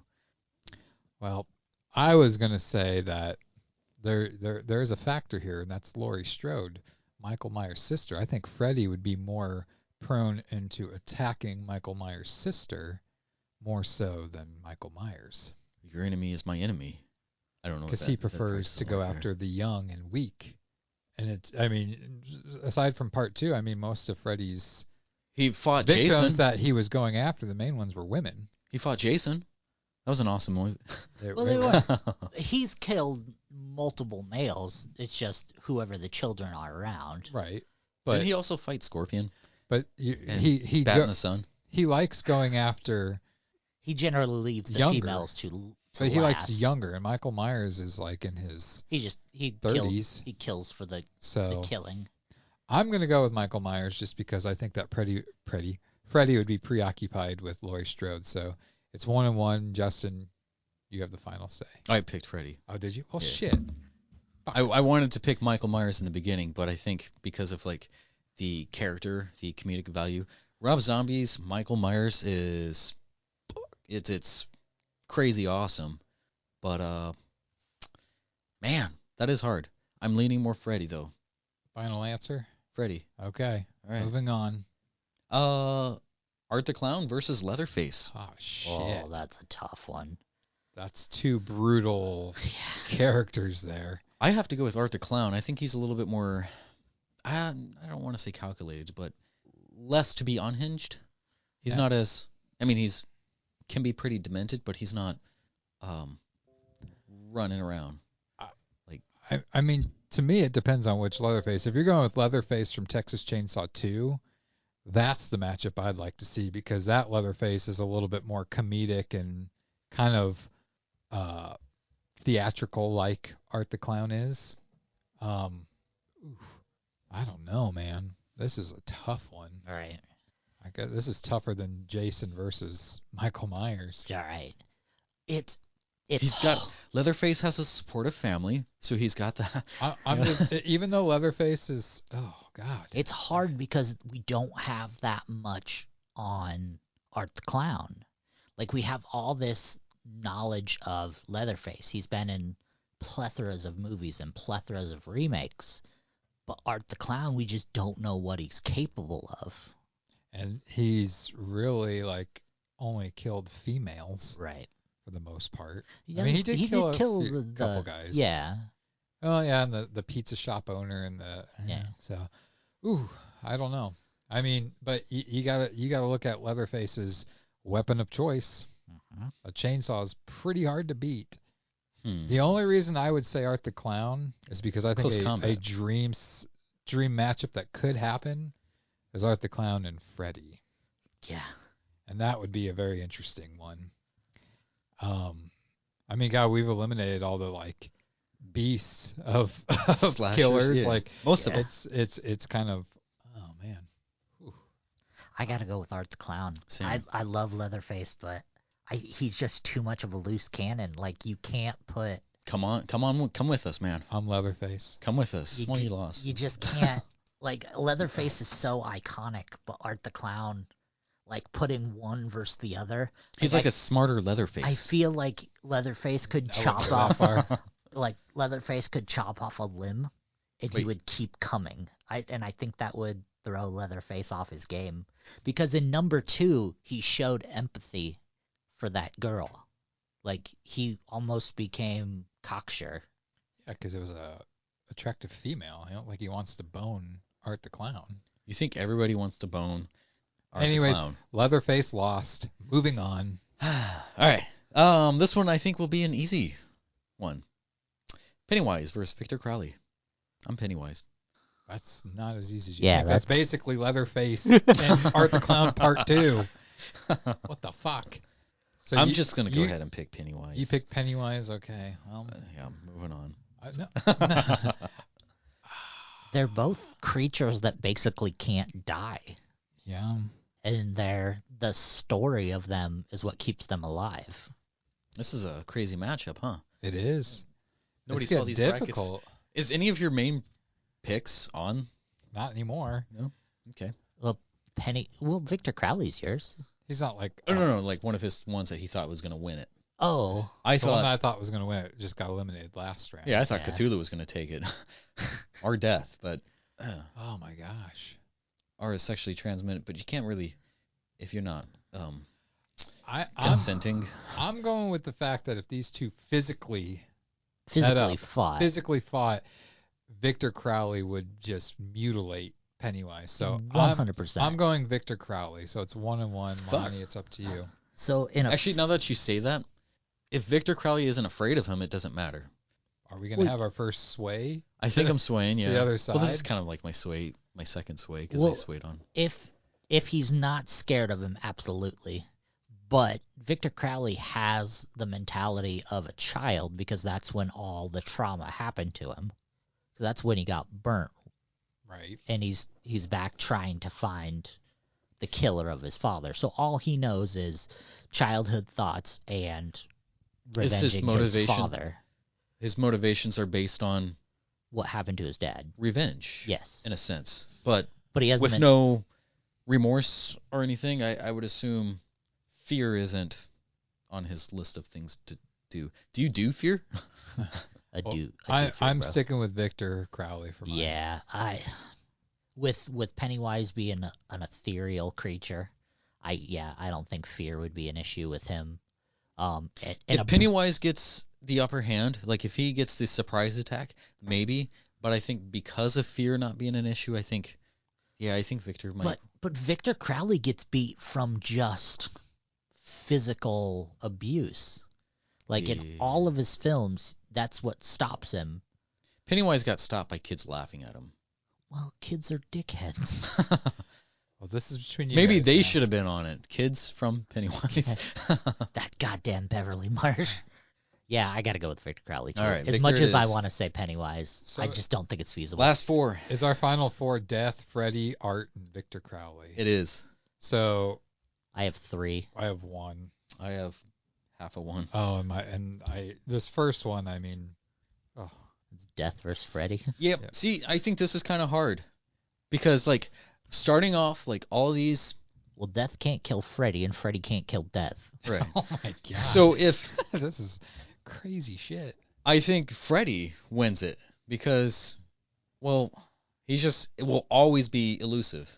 He will always be evading him. Right. Like, I mean, if I'm going with my gut instinct, I'm at Freddy. It has to be Freddy. Yeah. Yeah. Because So- it's going to be, like, Freddy can't die. He's always going to live in people's dreams. And Death will just always be persistent trying to kill Freddy. So they're going to be the last two entities ever. It's just going to be a never-ending battle. So Man, I hope there's some producers out there listening to this. Look at these versus movies that you could have that would draw so much money. And pay us with it. We could live the dream, fellas. Golly. We could live this dream. All right, so Freddie advances to the final. Now we got Freddie. Art the Clown and Victor Crowley. I gotta go with Art. Just like I said, Victor Crowley can be physically torn apart. Like from the first Hatchet movie, and I believe it's Victor Crowley, they just tear him apart. They just abuse him to, like, shred him up, beat him to death. That does not sound nice at all. No, and I feel like Art the Clown is more capable of tearing him apart than a bunch of co-ed swamp junkies. Man, I want to say Victor on this one. Shit. I don't like clowns. I mean, I feel like if Victor could get his hands on Art, it's all over. Right. But getting your hands on Art the Clown is going to be a very tricky thing to do. I feel like if you got a hold of Art, like, your hands would be cut off Yeah. instantly. I'm going to have to, I think, going to have to go Art the Clown with this one. I think that he's going to find Victor's vulnerability and take advantage of it. So, okay, the dream situation. I just realized I didn't even think about that until just now. This is probably like a dream scenario. This movie would be the pinnacle of awesome. As long as it's Robert Englund. Freddy Krueger versus Art the Clown. I mean, it's kind of like almost like they're the same. Yeah, they have the same killer mentality. We don't even know if Art the Clown can die. We don't even know if he's human. Right. Well, you can what if it all you want, but what you do know is both can be, I guess both has a sort of weakness. What's Art's weakness? Dreams. I mean, I just feel like Art the Clown could get demolished by get an arm cut off by Freddy, and then next thing you know, Art pops his arm back out because it was behind his back the whole time. Right. I feel like his tricks are what's going to give him the advantage in this. But right. Yeah, Freddy has limitless pockets. Art the Clown has... I think he wants you to explain that. Yeah, explain to me these cargo pants that Freddy has. I never thought he had pockets. He's got dream pockets, man. Dream pockets. Yeah. Golly. I almost want to give my answer before you guys do because I don't want it to have to come down to me. No, I want to wait since he said it. Fuck. My knowledge is more towards Freddy, and since that's what I'm more privy to, I think I might have to pick Freddy. Yeah, I'm gonna go with. I love Dreamplay, man. I guess they both are. So you're picking Freddy. So since these are both of Lonnie's picks, I'm going with Art the Clown. I'm leaving this. I'm leaving this in the hands of Lonnie. Please, sir, explain. Pick the winner. Pick your favorite child. Literally, this was my number 1 and number 3 picks. Man, it would be so hard because every time Freddy gets drug out of a dream, he's like a lethargic 69-year-old man who's easily destroyed. But if it takes place in a dream, which we don't even know if Art the Clown sleeps. How many times has Freddy come back? Well, counting remakes. 7. Well, fuck the remake. I don't ever want to hear that talk again in this house. Man, I love you, Fred Krueger, but I got to go with Art the Clown. Oh my goodness. Art the Clown takes it. I got to go with Art, just because Freddy has a glaring weakness and we don't know if Art the Clown sleeps. So it's true. In our luck, they will never fight. If that's the point, they will just keep living in their own alternate universes and just kill everyone else who exists. What's crazy about this is every year at my work, I buy a mask. Yeah. And the 2 masks that I'm down to as my decisions is an Art the Clown one, and then we got 3 versions of Freddy Krueger because Trick or Treat Studios finally got the license to Nightmare on Elm Street, and oh my God, they're such great quality. So it's like, man, I might have to take this bracket as my determining factor to buy Art the Clown mask this year. But so Art the Clown, this guy he's a newbie to this genre, and I mean he's turning heads. I should reach out to him because I'm friends with the guy that plays him on Facebook. I should reach out to him and see if he'll be a guest on our show sometime. That'd be fantastic. That'd be an interesting. Tell him that he beat 60 or 59, 64, so 63 other people to become the first ever Boundless PodTrap horror villain champion. We'll do this every year before our Halloween episode. I think that's the fun thing about like these sort of brackets things is because depending on your current mentality or state or randomized lineup, it can be different every single time. Oh yeah, I think we should do more brackets like this. I think so too. Time. But well, that was fun. Congratulations, Art the Clown. Yay, Art. Now on to some motivation. Big up to Art. All right. In the I keep on using in the vein. Why is that in my? It's not normally in my repertoire of words. In the vein of Halloween, I want to probably play my most motivating video or motivational speech. This pretty much changed my life at an early age. It comes from my favorite movie starring Brandon Lee. It is of Brandon Lee's final interview. There's a quote he plays in from a book. I'll just let you guys listen to it. Check it out. There's this wonderful quote from the book Sheltering Sky, where he says, "Because we do not know when we will die, we get to think of life as an inexhaustible well. And yet everything happens only a certain number of times, and a very small number, really. How many more times will you remember a certain afternoon of your childhood, an afternoon that is so deeply a part of your being that you can't even conceive of your life without it? Perhaps 4 or 5 times more, perhaps not even that. How many more times will you watch the full moon rise? Perhaps 20, and yet it all seems limitless." That quote changed my life early on, and I was so blessed that I was able to catch it as early as I did. I was kind of, I don't know if you want to say hanging out with the wrong crowd or something like that, but The Crow was easily my favorite movie, and just like catching that last interview was even more fulfilling than the movie itself for me, because it just made me wake up and realize. I branded this on my arm. It says prevalere. It means to prevail. So it's like always trying to rise up and be better than I was yesterday. This quote saying like, everything seems so limitless. You might watch the full moon rise at least 20 times, but like we take everything for granted. But it's like it's true.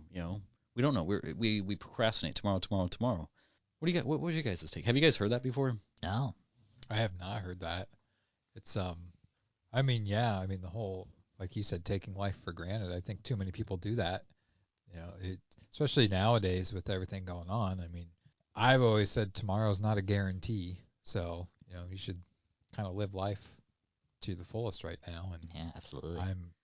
That's why I do a lot of the things I do, because it's like I could wait to do things, but if you wait for it to be the right time to do something, your time's never going to happen. Right. Yeah, and a lot of people take that for granted, especially the people who do have the opportunities that they're given. They don't understand how hard it is that other people try to get those same opportunities that they do. So they waste the opportunities that they have, while other people are sacrificing and suffering to get those same opportunities. Oh, yeah. I think also a lot of the times those people are just talking crap, about the people who are actually doing something. Like, you're never going to do it. It's like, no, you're never going to do it because you're not trying. Right. You're taking everything for granted. Yeah. I think excuses is kind of the go-to thing for people these days. Like there's always going to be a million what ifs when it comes to something. And I mean, unless you actually put the effort into something, those what ifs are going to always be what ifs. All right. And the biggest problem nowadays is people like projecting that on other people. Like it's never their fault. It's always someone else's fault why they are not, accomplishing their dreams or, even living a functional life. It's always someone else's fault. Right. It's as much as people love to play the victim, it's very complicated because, like, you know, like you say, it's never their fault, but they're the ones who's choosing to be, you know, they're self-blaming. So it is their fault in that sense. Going back to the earlier discussion of like phones and stuff, everybody's so distracted. You know, companies are vying for your attention. They're you know, actual managers, CEOs of these companies don't even delve into their product. They're like, well, I know how addicting it is. I'm not going to, you know. So it's like people's dreams, D&D, you know, like using our imagination, you know. We waste so much time doing pretty much nothing, and we want some, you know, simple gratification to feel accomplished. But it's like, well, what have you done though? Right. I mean, I wanted to start this podcast. Well, I guess both of us wanted to start this podcast a while back, and just getting around to finally doing it, it was, I don't know, it was different. It was kind of, I mean, I'm not taking credit for this starting up, but it was just like, I know you wanted to do a podcast, and you always wanted to do a video podcast, but I just don't think video podcasts are really, unless you're doing stuff that's visually entertaining to people, which takes more work and more prep time to make happen. I just didn't think that it was going to be anywhere.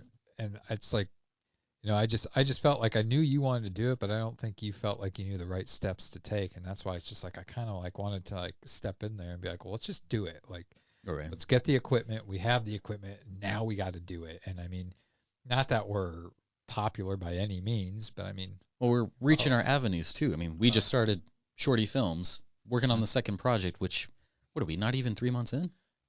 Technically, I mean, we're not even 2 months in because, right. I mean, I consider Shorty Films' first start from September 26th, which was the first day that I said action to our first film that we shot. I don't count the meetings and prep, all that stuff for it. Because up until that point, it was still an idea. Right. But once got everybody there, the equipment, and said action, boom. That was when Shorty Films first started. And yeah, I mean, September 26th, September 27th, October 3rd, October 4th, 4 days to film that first film. And now November 14th is our next set day for filming our second one. And I mean, I'm already got the third one in the works. And I mean, it's just, yeah, we're putting our minds. So I think we're all at that age where we've realized that we have to just start doing more. I mean, not that I've not been a doer my whole life. I think that's part of my problem is I do too much. And kind of back on the topic that you said of like, you know, people always playing the victim. I know way too many people that play the victim, and they play that card constantly. Like they're so good at it, and it's just like, you know, I'm not saying I'm not innocent in that aspect. I play the victim when it comes to being single. And I actually, just this afternoon, I was typing up an email to somebody that they're a friend on Facebook, and every time I go on Facebook, the few times I do, their posts are always like top of my feed, and they're a younger person, and I was typing stuff out, and I basically had told them, like, you know, I play the victim when it comes to having a girlfriend, but I think deep down, I do that because I need to hear what people say to me. I need to have people tell me, you know, you need to shut up and like you need to stop. And it's like I think that subconsciously I do that because I need to hear people, because I know the answer is like I probably won't ever get a girlfriend because I don't know that I would ever put a girlfriend over my passions of entertaining people, which is, you know, whether that's a movie or wrestling or whatever it is. That's my true passion in life. That's my true love in life. And if I can find a girl that has those same passions so we can share those things together, it'll be a match made in heaven. But a lot of the girls I meet, they, and rightfully so, want to be having somebody that treats them like that they are that person's main focus. And I'm not saying that couldn't happen, but if I were to pick going on a date with somebody right now over filming a movie or creating something, I'd pick creating something all the time. But my purpose of that is I think I play that victim card when it comes to girlfriends because I need to hear those things from people, right, that when they put me in my place. And I haven't admitted that until now, but you're in a safe spot. I am in a safe spot. So maybe with not safe people, but no. Well, and now bad influences. Now you two and our two other listeners, my sister and whoever, now know the truth. So. But anyways, that random guy from Pennsylvania will be giving you shit. But yeah, so I mean that movie was pretty much about Halloween, coming back on Halloween. Yeah. So it's kind of, this is our Halloween podcast. Halloween. Do you guys got plans for Halloween? Halloween. By the way, I'm gonna go out to my parents' house and hand out candy and try to scare the fuck out of as many children as possible. aren't you going to beat some meat too, or did you guys already do that? No, I did it last night, but I mean, for like the sound. You had a. I tried to do that. So I went. We were trying to finish up the last little bit of vocal stuff for Jeremy's movie. So I went to Walmart and I bought a turkey, and it was frozen turkey. Don't give away why you're doing that. Nope, not doing it. But I had to cut up a turkey with a saw. And you gave it away. The turkey gets killed at the end of the movie. The turkey gets killed at the end of the movie. The movie Saw? But so I'm getting so much shit. They're like, "You're gonna cut up a cold turkey?" Like, no, I'm gonna throw it in the oven for a while. They're like, "What? Do you know how to cook a turkey?" I'm like, "I'm not cooking a turkey. I'm defrosting a turkey." And then I threw it down and I started doing my thing with the turkey. I was fucking covered in turkey. It was the grossest shit I ever done. And then it sounded like fucking garbage. So I wasted money buying a turkey. And then I had to deep clean a saw, and it was just a fucking mess. Did you put it in the dishwashers? No, they're not dishwasher safe. Yeah, saws aren't dishwasher safe. Circular saws aren't dishwasher safe. Well, do you guys want to play a game to get some points for the end of the year? Sure, you're just digging yourself in a hole. Kind of. Because I have 2 wins, Lonnie has 2 wins, and you have 1 win. I am gonna come back. Okay. Well, we're getting close to the end of the year. I am waiting for another spanking. We only have like 4 more episodes for the year, give or take, if we want to squeeze something. Gonna have to reload that wish card with more dildos. Oh yeah. So let's play this game. All right. What's it called? It is it's called Curse or Cuisine. All right. So I got a list of 20 names or phrases. You guys got to guess if it's some sort of foreign profanity or if it's a decadent dish. All right. So, curse or cuisine. I hope you guys.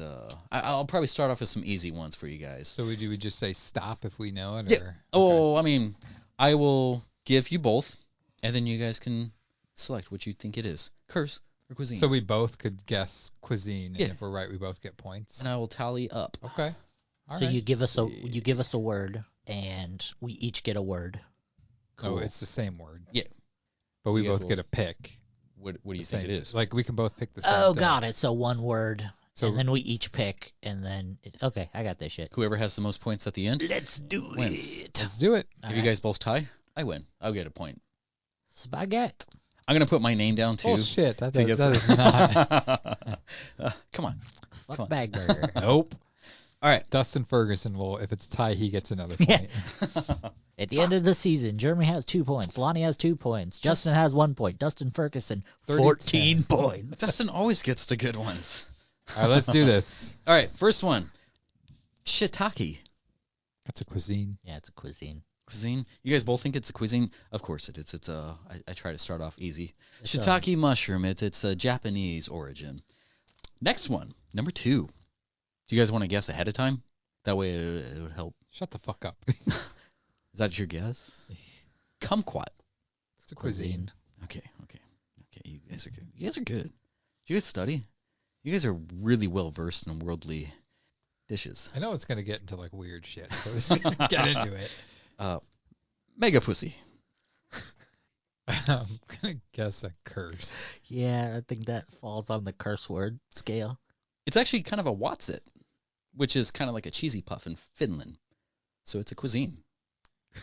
Good guess though, but you're wrong. All right. So, okay. All right. Eat pussy.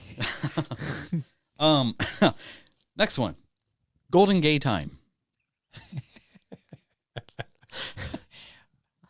I'm gonna go because it sounds like it'd be a curse word, but I'm going with cuisine. I'm gonna go curse word. Why not? It's a popsicle brand in New Zealand. Golden Gay Times. You want some Golden Gay Times? I do. All right. I want 2 of them in my mouth at the same time. These are all just gonna be cuisines. All right. Number 5. Chocolate starfish. That's a curse word. Curse word. Curse word? You guys both think it's a curse word? Yes, it's Yorkshire for asshole. You chocolate starfish. Well, it's also what Limp Biscuit album. I was just gonna say the hot dog flavored water. Is it? It's chocolate starfish and hot dog flavored water. Okay. Yeah. Okay. Number 6. Don't question me on my Fred Durst, damn it. What? This is one of those days. I can't do it. Give me a Fred Durst. 1, 2. I'm fat on the antidepressants. That was Bill Cosby. Dude, what? He's talking about his pills. And Wait, are you still doing Fred Durst, or did you change it? It was one of them days. He actually has a decent Bill Cosby. Yeah. Wow. Oh man, the things you learn. Whew. I'm glad we did this. You chocolate starfish. Chocolate starfish and hot dog flavored water. That's actually really good. Yeah. I don't think he realizes. Oh. Okay. Moving on. All right. Number 6. Abuni Funo. Curse word. Yeah, I was gonna say curse word. It's African for fuck you asshole. Right. Both say it's a curse word. All right. Good job, guys. Number 7. Kaba. Cuisine. It's Algerian for bitch. Next one. Number 8. Maggi. Sounds like a drunk person saying mommy. Maggie. Do you want some Maggi? Whatever you pick, I'm going to pick the other one, so. I'm going to go cuisine. I'll go curse word. All right. It means whore or slut in Tied it up. Bengali. The next one is Jauqualo. Jauqualo. Do you want some Jauqualo? Curse word. Cuisine. It's Hmong for mushroom and bamboo soup. He came back. Lonnie came back. He's ahead of one now. Have some of this chocolate soup with the fucking day rib right. dragon. Does this one float your boat? Do you guys want some brodet? Oh, that sounds like a curse word. Curse word. You both think curse word? It's Croatian for fish stew. It's cuisine. That could be a curse word. And it's really yummy. You want some of her fish stew? Smells like fish. All right, number 11. Puliki poki. I don't think you're pronouncing these right at all. Puliki poki. Melikimiki maka is I'm going to say cuisine. curse word. Curse word or cuisine? You say cuisine, you say curse word? Mm-hmm. This one could go both ways, but it just depends on how the dish is prepared. It means pussy nugget. It's more of a curse word. So Tied it back up. It's Hawaiian for How many pussy nugget. How many words? You guys are tied again. How many more do we have? We have 8 more. Just 30 more. This is going to be a 3-hour segment. All right. 3-hour episode. Number 12. Gushugi salsa. I feel like we're being conned on this Yeah, one. I do too. I'm going curse word. Same. Yeah, I think he's doing a double troll, so I'm gonna say, that I'm gonna go with cuisine. Cuisine? Curse word? Mm-hmm. It means dick diarrhea. Damn it. It's Korean for dick diarrhea. He got me with the double bluff. Every time buff. I piss, I must have dick diarrhea. All right. Number 13. Vidika balubula. I don't know, but it sounds racist. Yeah, it does. Say it again. Vidika balubula. Unless Vidika bulabula. does that sound yummy? Would you order that off of I the menu? think you missed a click in there. Is that something you would just like? I'll take the number 3, the Vidika bulabula. Cuisine. Yeah, cuisine. Both say cuisine. It means cum bubble. Is that what you guys want? So cuisine it is. It's only sexy when it's out of the nose. All right, number 14. Alito di piscio. I know I'm pronouncing that one. I was gonna say, I think you got that one right. Yeah. Curse word. Cuisine. You were very close. Is he very close or is he wrong? It's piss breath. It's a curse word. One for Lonnie. You were very close, but You guys are tied again. But you were wrong. All right. That's Italian for piss breath. Okay. All right, number 15, semen. Number 15, cocksucker. Curse word. Cuisine, why not? Cuisine, curse word. It's Turkish. It's dip. It's like a hummus. I thought he's pointing at curse. So I it's the said one for Lonnie. I said semen. It can be eaten. That one I probably am pronouncing right. I don't know the Turkish sort of dialect, although I was kind Spelled S-E-M-E-N, semen. it starts with a C, so it might be K or Che. Kemen. All right. 16. Cockchafer. Cockchafer. Cockchafer. Cockchafer. Cuisine. Sure, cuisine. Cuisine. Good job, guys. Cockchafer is actually a beetle that can be like candy coated, sugar coated beetle, or put it into like a soup. Cockchafer beetle. It's actually pretty much English, I think it is. All right, number 17. 4 more. And Lonnie is in the lead by 1 point, so you got to catch up. If Cuisine. You're gonna eat all of this? Okay. All right, number 17. How to panga. How to panga? Dirty word. Cuisine. This kind of makes me wonder too. This is Maori, kind of like New Zealand Maori, haka dance type of stuff. Remember Topanga Lawrence from Boy Meets World? Her name means pussy. How Topanga means queef. Pussy went. It's a queef. Okay. You said curse word? Yeah. So, yeah, you're up by 2 points here. All right. 18. Frikadalju? Frikadalju? What? I'm going to go cuisine. I'll go cuisine as well. No, I'll go curse word. All right. It means meatballs. It's Latvian for meatballs. One for Jeremy. How many do we have left? 2 more. Two more. Oh, so I got to get both of these. You got to get both of them. I got to miss both of them. Boom. Number 19. Mastokir. Curse word. Just for the hell of it, I'm going to say cuisine. It's a cucumber sauce with rose petals. Ooh. Like a yogurt. So we're tied. We're tied going into the last job. question. So I'll just pick whatever you pick. All right. Fuck tongue. It's the fuck tongues. Want a fuck tongue? Does that sound yummy? Cuisine. Let's get 2 fuck tongues over here.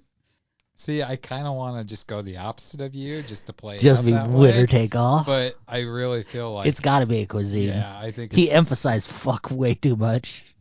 Do you have a tiebreaker? If you guys get it, I'll just take the point. Shut the.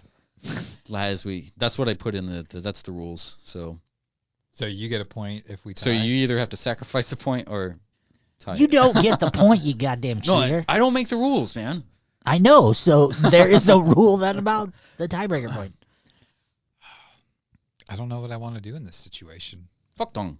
Do I just want to go the opposite of you so there is a winner, or do we want to just remain tied? We tied the last game. I know. It's like you guys are. Seems like the last time we tied. Yeah, last game we did against each other, we literally tied. Yeah. So what do I do here, Lonnie? It's up to you. I'm telling you what to do. I think it's cuisine. I'm going cuisine. All right. This is perfect too for Halloween. It's tie. You guys tied on the tie word, which means pumpkin. So it's still 2-2 to 1. All right. I'll catch you up, guys. I'll catch you We up. helped you out there too. Yeah, thank you. I think. Yeah, now you because don't have a someone 10. didn't go to 3. You're not 2 behind. That's actually my strategy. Yeah. I'm like, they would get that. Okay. So we just get our easy point against whenever Justin's against Yeah, somebody. I know. All right, well. That was that. That was a fun game. Yeah. Shit, fuck. Do your Bill Cosby again. I don't remember how. Do Fred Durst. The chocolate starfish. How does that come out when you think Fred Durst? Ever have one of those days when you just want to wake up and everything that sucks? You're doing a whole episode in that voice. That's his mentality, yeah. We're just Dude, rolling and the rolling and the rolling. Next time we do D&D, you're doing that as your character's voice. I need to do I didn't do me one of those checks. Oh, jeez. We're gonna do a version of that song with you singing, so as Bill Cosby. Well, All right. that was our final game. Do you guys want to go into the next? Because we're gonna push over to 3 hours here. I almost feel like we should. I think we should halt it. Halt it and just talk about for a little bit some other topics. Just So, because I don't want to rush that topic. our final topic, and it probably could be fleshed out a little bit more. There's certain things on this that can go in all directions, and I kind of want to guide it into a specific, or a few specific, parts, areas, privates. No, that's the wrong word. Guide. Okay. Guide your. Fuck, I can't do it anymore. Wait, is that Fred Durst. It's just one of those days when the guided the privates into the other privates. Jeez, this guy. Oh man. How long have we been going? Because I just realized you hit Yeah, record a third time. So I probably did. I think it's like 40-minute segments.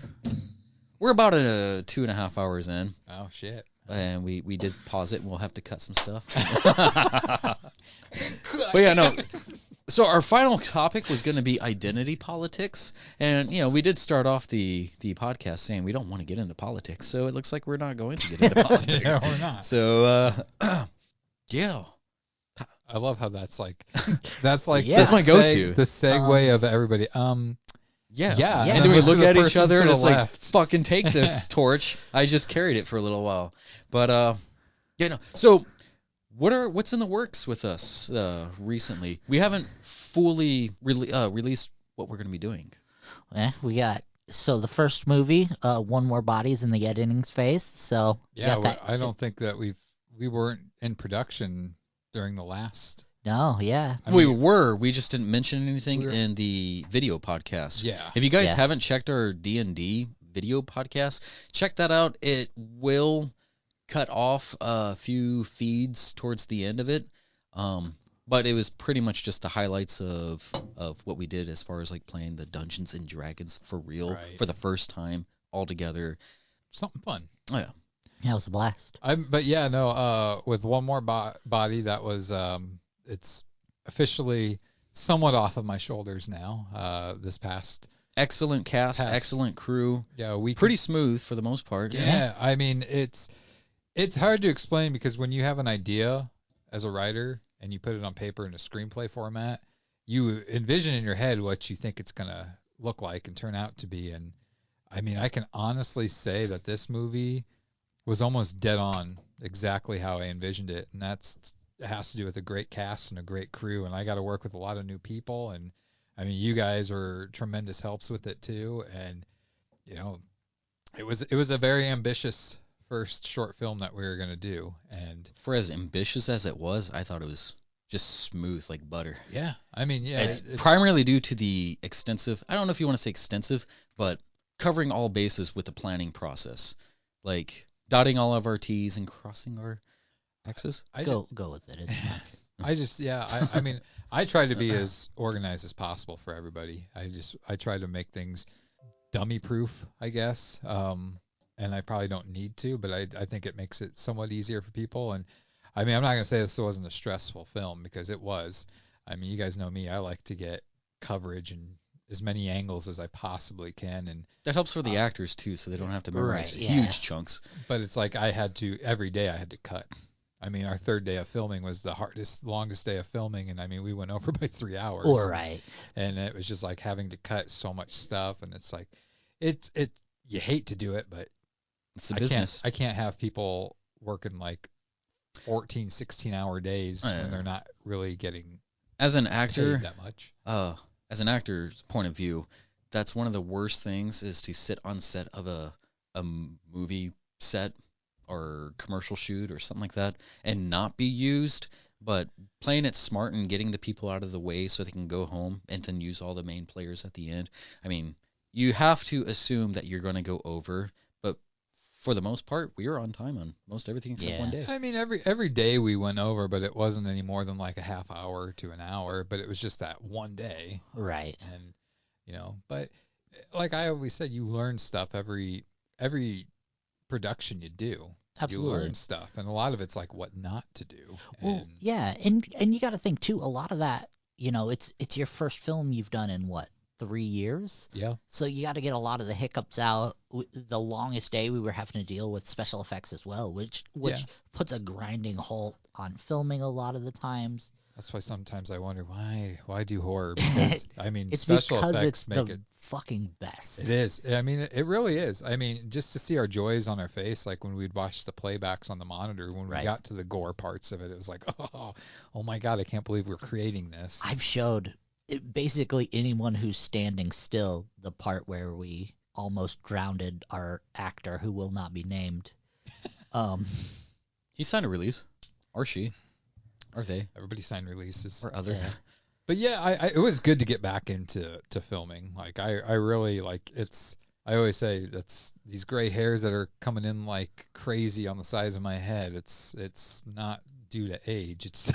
It's due to the stress I always put myself in. But it's like I wasn't stressed out because of anybody else. Like everybody made it super easy. I was stressed out because, like I said, this was ambitious, and it's like wanting to get all the stuff I wanted to get, and it's like, oh man, we're not going to have enough time to do that. And a lot of it's like, because I have these detailed shot lists, and it's like right away you're just like, yeah, I can already tell that I put too much into this. So it's like you scrap your shot list for the most part, and it's like in your head you're trying to come up with, okay, I don't need that, I do need this. So I think that was, to me, that's the hardest part about being a director, is thinking on your feet. Because not only do you have people coming around asking you questions, because you have the actors that are just like, so what would I do? How do you want me to do it? Should I do it this way? You have crew asking you like, okay, what's the setup? Tell me the shot here. And then your head too, you have to try to be 2 steps ahead. Right. Like knowing like, okay, we're going to shoot this and this, so I got to think of what we're going to shoot after that now. So when it rolls around, but also kind of sucks too, like from a professional's point of view, or trying to maintain a sense of professionalism. It's like you do have to talk to certain people in certain ways so they get it, because like I know being on cast where I wanted to joke more with like somebody else, and you're like, dudes, just shut up. It's like, well, okay, yeah. But I mean, we had much everything under reins with this one, and a few actors, when like the energies have to be at a certain level, and it's like, all right, no, come up from this angle, and they don't know their motivations yet, and it's like, I mean, because we did rush a lot of this, it was. We had a few meetings, and we're like, all right, we're shooting it, and pretty ambitious too to have another one coming out. Well, starting filming here just before the next. We'll have 2 podcasts before then, huh? But it's good because we're riding that wave of excitement we had coming off of One More Body. Like most people would be coming off a film set being like, oh man, that's exhausting. But better than coming on to One More Body, right? Right. But I can't speak for anybody else, but for myself, it's like I'm coming off that high of like, this was awesome. Like we did great. Like everything looks awesome. Let's go right into the next one. Like that's where my mindset is. And I want to keep doing this. Like I want to, once one's filmed, you're on to the next one as you're doing the post for the one that you just shot. And the only hiccup I can see happening is money, because this is all coming out of our pockets, and we're not making money off this. Which some people will say, why the hell are you doing this? Like, why are you making these movies to not put in film festivals and not put on DVD and do all that stuff? And it's like, I'm not saying that we won't put some of these in film festivals, because I do think we need to start looking at film festivals and figure that are coming up to where we can make something specifically for it, so we could possibly get eyes on it, get some money to put into a future project. But I don't know. To me, it's like I'm not going to have DVD release for a short film. I mean, until we have a bunch. If you have like an anthology or something, yeah, I mean, that's worth it. But it's just like, one thing to come there for 20 to 45 minutes or whatever. It's like, I can do this at home. I mean, for this One More Body movie, what I had envisioned in my head for a budget was like almost three times less than what I actually ended up paying. And I mean, and I'm not complaining. I if this is what I put my money for, that's it. Some people have a family and a place of their own to pay money that they make, and it's like, I don't necessarily have a place of my own. I do pay rent, but it's not much. But it's just like I could have a place of my own, but I'm sacrificing that because these are my dreams and my passions in life, and I mean, to me, if you're not able to really, if you're going to be somewhat miserable, like, yeah, I could have my own place and, whatever, but I'll be miserable because I'm not going to be able to afford to make movies or do these things. So it's just like, that's something I've sacrificed. And he's an artiste. Yeah. He has to paint. Starving artist is people laugh at that, but it's like, it's kind of true. I mean, sometimes you have to starve yourself to get to the next project. But, like I said, that's the only thing that would be stopping us with these is like budget. And so we use the BPT, the Boundless PodTrap, as a platform to kind of shill this. So if any of you listeners are interested, go check out the Short E Films group page. And we will be having a YouTube page here built. I mean, the idea is hopefully within like a year or so we'll have a website that's shortyfilms.com. Right. It'll be like a YouTube layout. That'll be all of our films and like IMDb and YouTube kind of combined. Not only can you follow it, you can also get involved. So if you want like a producer credit, if you want to donate, we're open for it. All your money will go towards a good cause here. You'll have something to show. We're not just putting it in our back pocket and saying if we can't make something, we will give the money back. Yeah, and I mean I think I'm pretty good at taking a budget as small as it is because Shadow's Edge movie. I remember that was done for $500. The budget for that was $500, but it looked like a lot. It was thousands of dollars because it's like I can make that stretch that money out, and I think limitations make you more creative. So not only can you follow, but like I said, you can get more involved. We're sending out auditions. Well, not necessarily. There will be future auditions, but if you want to be an extra in a movie or a short film, this is all going to be short films because it's Short E Films. We have a next project coming up. If you want, we're not necessarily fully casted, are we? With that, do we have all of our extras? We're fully cast. All right. There's one that's checking their schedule, Gotcha. But they're pretty positive they can do it, and if they can't, I do have a backup. But at the rate that we're going, we will constantly. I'm telling you, putting more out. The third one that is in the plans after the next one, which is Lonnie's one that he wrote called The Last Goodbye. Debut film. Nice. Yeah, his debut film, and now I'm excited. This is the first thing that I'll be directing that I haven't written. But after that, it'll be there's actually going to be plenty of extras needed for that one. Adults, no kids or teenagers for it. Because of your everlasting hatred towards children. No, it's because it takes place in a fancy restaurant, and usually you don't take kids, and children, and families to I do. People hate restaurant. Me. Yeah, I know. But yeah, so there will be plenty of extras for that one. No acting experience needed. So. And if you're fancy clothes, if you're a writer and you want to submit a short story, we're up for that. Yes, please. If you want to get something made for real, you can hold in your hands. In your gaze, as in vision gaze. If you have a movie idea or a script or whatever, you can email it to my personal page, or my personal email, which is jjjlubash@gmail.com. Whoa, slow down. JeremyLubash.com. So yeah, 3Js lubash@gmail.com. Any script ideas that you have. Not guaranteeing that it's going to get made, but we want to kind of like this Boundless PodTrap. We want Shorty Films to be kind of like Boundless with the talent, and we're looking to just anybody and everybody that's got some talent. Because I can guarantee you, he's tired of reading mine. Not at all. Anything else, guys? Yeah. I don't think so. I just think waiting for that stimulus check to hit my bank account. It ain't happening. Don't hold your breath. It's not happening. You fuckers are gonna too many people are back at work. You're gonna owe me a 12-pack of crushed soda when that hits our banks. If we get a stimulus check by this Friday, you said tomorrow. Is that what you said, or next week?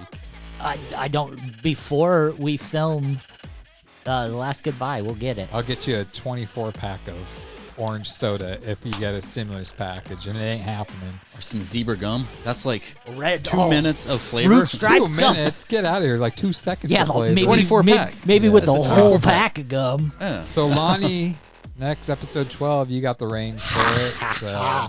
More spookiness. No, you know what? This next episode, It's gonna be as soft of an episode as possible, boys. We're gonna easy listening for Valentine's Day.